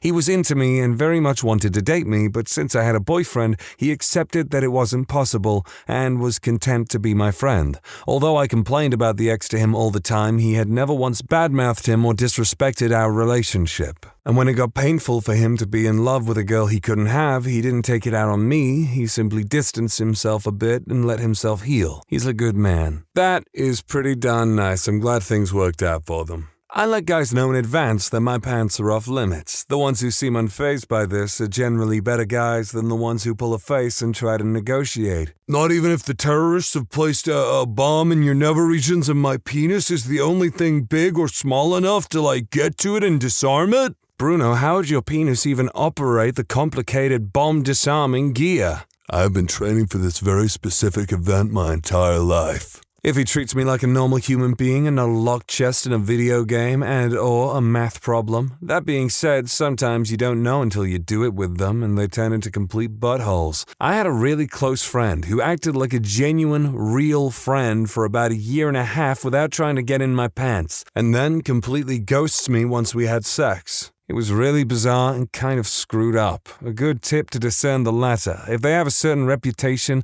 or they treat you differently than others, it's a yellow flag and you should look a bit closer. So that's what women mean when they say they don't want to jeopardize the friendship. If his face lights up when he sees you, he respects when you say no, remembers your likes and dislikes, and he takes care of you when you're sick as a dog, even though you're contagious. You'll never find, as long as you live, someone who loves you tender like I do. When he does the right thing, even when he's conflicted at times, being aware of how his actions may make someone feel and is in tune with other people's emotions, not crossing boundaries with a lady, ever. After typing this, I feel like I'm asking for too much. Even I'm not this perfect. But no one needs to be perfect for someone to love them. Your question is vague, and if you want generic advice, just keep on scrolling through the numerous comments on what makes a good guy. A good guy is a subjective measure, so it's what works for you. That's why women struggle to leave abusive relationships, because somewhere in them, they find a good guy. Don't overanalyze this because it has to work for you. You should feel comfortable with the guy, and most importantly, you should have fun and it should be easy. If it's a struggle, then walk. What's stopping you? He hasn't gotten your pants already, so why are you worried of walking? If you're a good judge of character, you'll get more good guys than bad, but that's because you judge character better and select more compatible matches, not because there are more or less good or bad guys out there. Reality is, all guys want to get in your pants. If we didn't, then we would be gay and want to get in another dude's pants. Your actual question is, how do I keep a guy in my pants? For that, you need to ask yourself, what do I actually bring to the table? Too many girls are just pretty and nothing more. Guys get bored of them and leave them or cheat, and the answer to that is lead a fulfilling life. Have interests, be curious, confident, and genuine. If you're an interesting woman that is able to look after herself, you will be more appealing to guys, and they will want to stick around. One final thing I would say, beware of the jealous guys that would prevent you from doing this. You need a person who will support you maturing as a human being, but at the same time be comfortable telling you that he doesn't like you seeing your ex, for example. For that, you need a guy who is confident and active and fulfilled himself. I ain't gonna lie, the guy came in pretty hot, sounding snobbish and overall rather disagreeable in general, but that's some solid advice right there. Probably some of the best advice that I've seen on this thread. My husband was the first guy I ever went on a real date with. On said date, it started raining while we were taking a walk outside, and he took off his jacket just to hold it over me. Before that, I thought real dates didn't actually happen anymore. He's always been the kindest and gentlest man I've ever had in my life. Never judges me or puts me down in any way. Even when guys are trying to act like they care to get in your pants, they are terrible at it and end up saying or doing something degrading.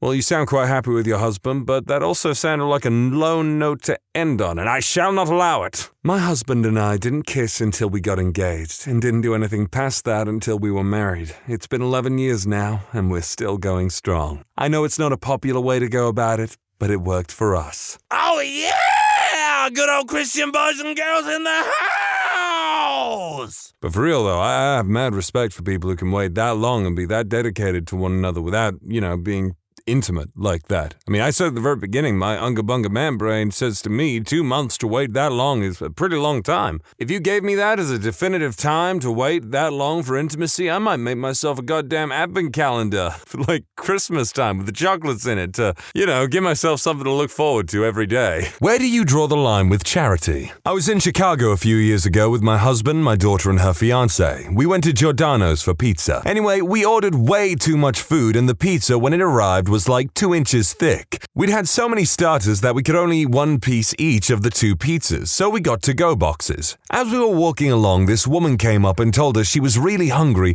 and could we help her out giving her some money. Well, we didn't have any cash on us, but we did have this still warm pizza. We offered her one of the to-go boxes, but she got all insulted and told us she didn't want our goddamn pizza. She wanted money. We told her to F off and went and found a homeless guy who was more than happy to take our pizza and thanked us profusely while enjoying a slice. Yeah, I've met homeless people who get all indignant because I offered them something besides money. I've met homeless people who I have given money and they have the audacity then to turn around and say, give me more. I'm also surprised this person is all like, and the pizza was 2 inches thick. And it's like, yeah, isn't that the whole thing with Chicago pizza? It's thick. I was in a bicycle shop getting a repair done and some lady in her 20s came up to me and asked me to buy her a bike. I am not very prosperous looking, so I cannot imagine what she was thinking. She was early 20s with a European accent. I thought she might be Dutch or Danish, but I'm not knowledgeable about those things. She looked more like a traveler than a tourist, and she just made a little small talk about the bikes and how expensive they were, and then quite seriously asked me to buy her one. She seemed used to the idea that others would take care of her. I can be very dense about it when a girl is flirting with me, but I don't think that is what was up. After she wandered off, one of the guys asked if she was bothering me and I said no, so I imagine she was creating other issues. Bloody hell, the cheek on that one! I was at work a while back at a major retailer in the Deep South. I had a gentleman come in and ask me about a laptop. The laptop cost $899. I explained the specs, gave him a lowdown on the warranty, etc. He let me wrap up my spiel and looked me dead in the eye and said, I'll give you $400 for it. This happens a lot, so I patiently informed him that this was impossible for me to do and I do not designate prices. He looked at me and said, well, you just lost yourself a computer sale, and left. I wish it ended there. I got off and was walking to my car, and as I got there, a truck comes flying into the parking lot, and it's the same gentleman as before. He whips into the parking spot next to mine and gets out. My metaphorical hackles were raised because this guy was driving so aggressively. He gets out and slams his door and walks over to me. He looks at me and says, you'll sell that laptop to me for $300 or I'm going to get you fired for racism. I answered him and just said, sir, I have no idea what you are and I have no intention of selling you anything at all. I'm not even on the clock. If you have an issue, go into the store and ask for a manager. He swore explosively that his intimidation factor didn't work and went into the store. I drove home and forgot about it. I get to work the next day and find out he was arrested for trying to steal the shelf display. Feels good, man. I never want to work in retail and have to deal with some goddamn psychopath trying to get me to bring down prices that I have no right to. I found a wallet with $200 and several gift cards in it while I was at work one day. It was a Yu-Gi-Oh wallet, so I figured some kid lost his B-Day money. I turned it into the service desk and forgot about it. 30 days later, no one had claimed it, so I got to keep it. I was telling my friend about my good luck, and a friend of hers, not a friend of mine, says, you should give me $20. I asked her why. 'Cause I never punched you in the face for all those times you were a female dog to me. It should be noted that I have always been kind to this extremely unpleasant girl, even when she was squatting my living room for several weeks. Well, goddamn, I guess it's just an unpleasant fact that some hoes be like that. Life moves on. Congratulations on your brand new Yu-Gi-Oh wallet, son. I gave this guy a free hot dog and he took it and threw it on the ground and said he wouldn't be a part of my system. He told me that he didn't need my charity because he was an adult. The man made his choice. He refuted the hot dog of charity and now he will suffer for it with an empty tummy. I've helped out a mother trying to buy a pizza dinner for her 3 kids. They looked really hungry and the mom was short-made maybe $10. She was frantically looking around in her purse and pockets trying to come up with the cash. I gave her a 20 and told her to buy some breadsticks and sodas too. Her look of gratitude is something I'll never forget. On the other hand, I was once in some clothing store with my girlfriend, I don't remember which one, they all kind of blend together in my mind, when a teenage girl walked up to me and demanded $10 so she could buy some lipstick. I refused, so she ran to her mother, who basically chewed me out for refusing her precious baby. So basically, I won't give any charity to entitled buttholes. First of all, yes, my friend, that is the way to go. And second of all, who the hell are these entitled people who just walk up, demand money, and then their parents are just as entitled and expect you to buy things for their child? If someone genuinely needs help, I'm willing to give it. If they think I should be obligated to give them my time and money because of arbitrary reason I don't necessarily agree with, they can go suck a bag of ducks. They didn't actually say ducks. I remember about 10 years ago, I had just moved to a new city for college, and I was definitely a starving student. I had a budget of $40 a week for food and transportation, and that was it. Anyway, one evening I'm walking from class to the bus stop, and I see a kid sitting in an alcove begging passers-by for money. A few things. He had a nice bike, new shoes, I had neither, and expensive sunglasses. So he sees me and asks if I can spare some change. Feeling charitable, I reach into my wallet, and I see that I have $22. 2 singles and 20. I take out the 2 singles and pass them to him, and he says, "Oh, you aren't giving me the 20? At which point I took the 2 singles back, stuck them in my wallet, pocketed it, and walked off while this moochy butthole says something akin to, "Come on, that's not cool. Can I please have the $2? Beggars can't be choosers has never felt more appropriate. See, that's a good example of where, you draw the line. But a lot of the stories I'm seeing here, and probably not reading because, the topic at hand in the video title and stuff, it's about where you draw the line, But loads of people here are just trying to virtue signal, it seems. One time there was a kid at McDonald's who was lost and couldn't find his mother at a food court in a mall, so it wasn't like middle of the city. He was really hungry and asked me for some food, so I bought him some of the cheaper items because I'm a pretty poor teenager. After I bought him some food, he started yelling at me because I bought him cheap food. He said his mom would have brought him a Big Mac. At that point, I took his food and brought the child to the mall security and let his mom get him some food after she recovered him. The angel and devil sitting on his shoulder. Abandon the child. He is a lost cause. Do not blame the child. It is the parents' fault that they are such a spoiled little B-word. I was checking out of a Walgreens and a man with a lot of what looked like skin cancer approached the register. He asked the manager if he was a veteran. The manager was, so he asked to speak privately with him. I couldn't hear much, but he was asking for money. Manager turns him down as I am walking out of the store. Man tracks me down on my way to the car and gives me a sob story about being a war veteran with skin cancer, and he needs money to go to the VA. I asked him for proof that he was a veteran, and he didn't have any, of course. So I said I could not help him. After pressing me for money aggressively, he started cursing me and rolled his eyes and walked away.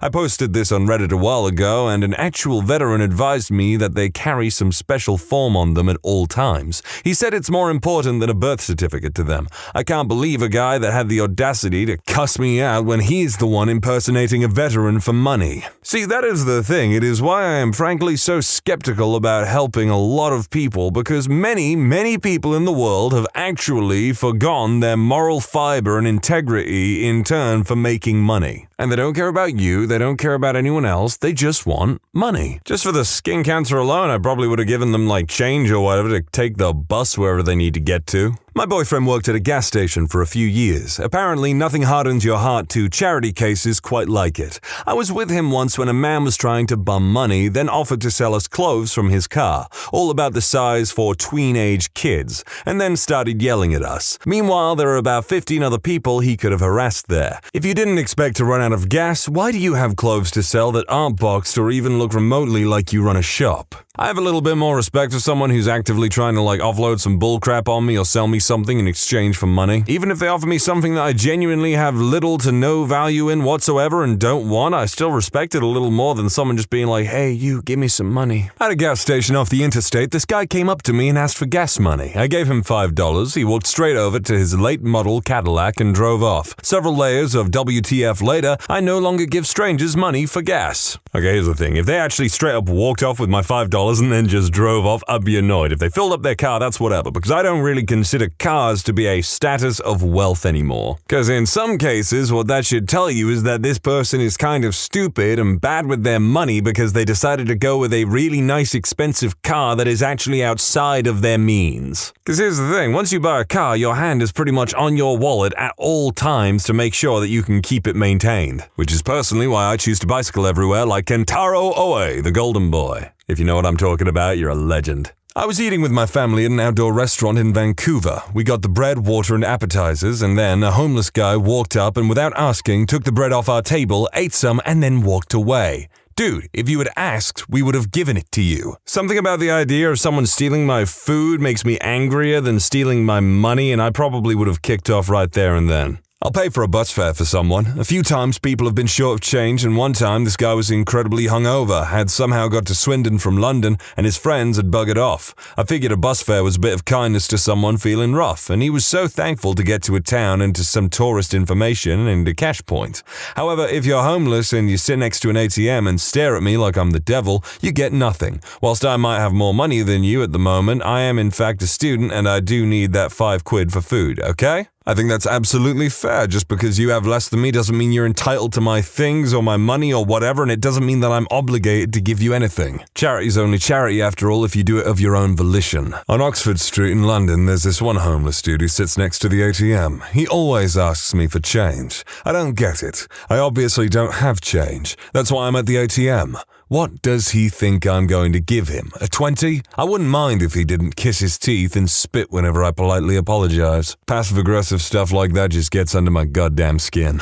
Where does charity end and entitlement begin? When we start, continue to enable these people by not helping them out of their own situation. Simply giving someone money does not solve the problem. It merely delays it. Give a man a fish and he will eat for a day. Teach a man to fish and he will eat for life. This is a very good proverb which should be thought of when restructuring our forever flawed welfare system. Simply throwing money at people and keeping them content does nothing for our society in the long run. Sure, you can feel good about yourself because you advocated for this, but ultimately, you're only making it worse. We need to implement employment programs, skills and training, education, goals that need to be met in order to continue to receive government assistance. If you're going to get this check, you need to maintain a score of X on these following things. We will help you along the way, but in the meantime, there needs to be a give and take. If you don't have a job, you can still work for money you are getting. This raises self-esteem, makes the person feel better about themselves, etc. There is no initiative with our current system. It is broken.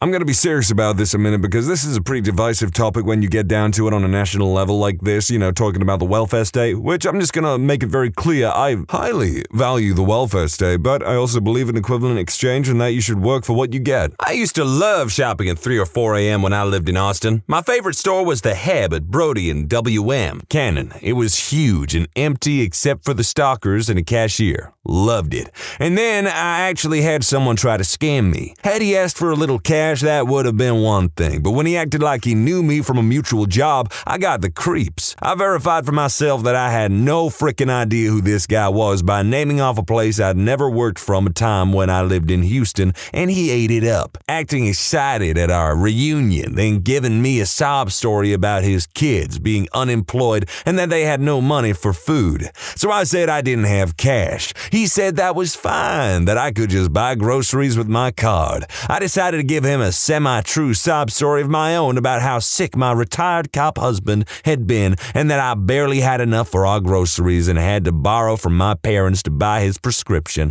I think I managed a tear or two. I said it was just great to see him. We exchanged goodbyes and I made a beeline for the checkout and made them rouse the manager from the office. It thrilled me to no end to discover that they knew about this man and his scam. He'd been told he wasn't allowed in the store, but they just didn't have the manpower to watch the entrance every night. I went on with my shopping, bought my stuff, made them get the manager again, and made him walk me to my car. And that was the end of my love affair with 3 a.m. grocery shopping. I too once loved going to a shop real early in the morning, but sadly that place was so wrought with crime at that time that they decided to shut at regular times. This will probably get buried, but here it is. As a rule, me and my husband, his brother, we all give money to people on the streets. My husband and I never have lots of money, but it is what it is. My brother-in-law, on the other hand, is truly truly awful with money and hates having it, so he generally will give $10 or a $20 bill to whoever asks for it at the right time. Well, fast forward a week after he gave some homeless dude about $5 to $10 on his way home from work, he and my husband are walking around downtown,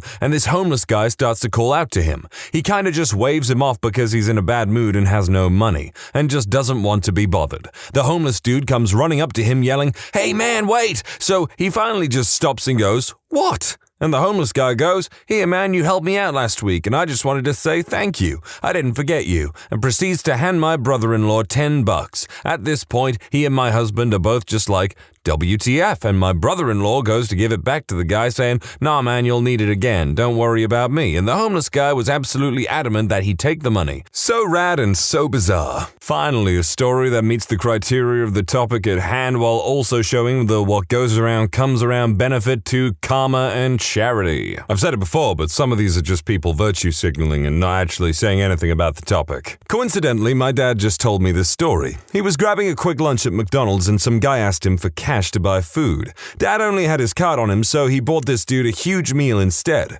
A few weeks later, the same guy hits him up for cash at the gas station. My dad doesn't have anything, and he says no with an apology, but the dude freaks out and starts screaming, "You Mexicans are so cheap! Screw you! Go back to your country!" etc. My dad calmly replies, "I remember you. I brought you a meal a few weeks ago, and because of your attitude, I will never, ever help you again, you ungrateful female dog." I mean, yeah, no matter who you are, if someone's immediate response is to be racist to you after you've just said, "No, I will not give you my hard-earned money," then yeah, you can say whatever the hell you want to them as far as I'm concerned. With charity, it depends mostly on who asks and why. I'm a fairly nice guy. I like helping out and such. On Sunday, a coworker told me his sister had cancer and was collecting donations. I gave him a $20 bill to help out. Downtown, you can tell who's just in it for the money. They get like $2 tops. I'll admit, when I went to LA recently, I didn't see a single homeless person that I wasn't like, "Oh, damn, you need this more than me." Except for maybe the one really talkative guy who was all like, "Hey, you know, the royal family are evil, right? I'm telling you this because you're English, you know." I was once visiting a girl I used to date at a local Walmart when I noticed that this middle-aged pregnant woman was struggling with her groceries.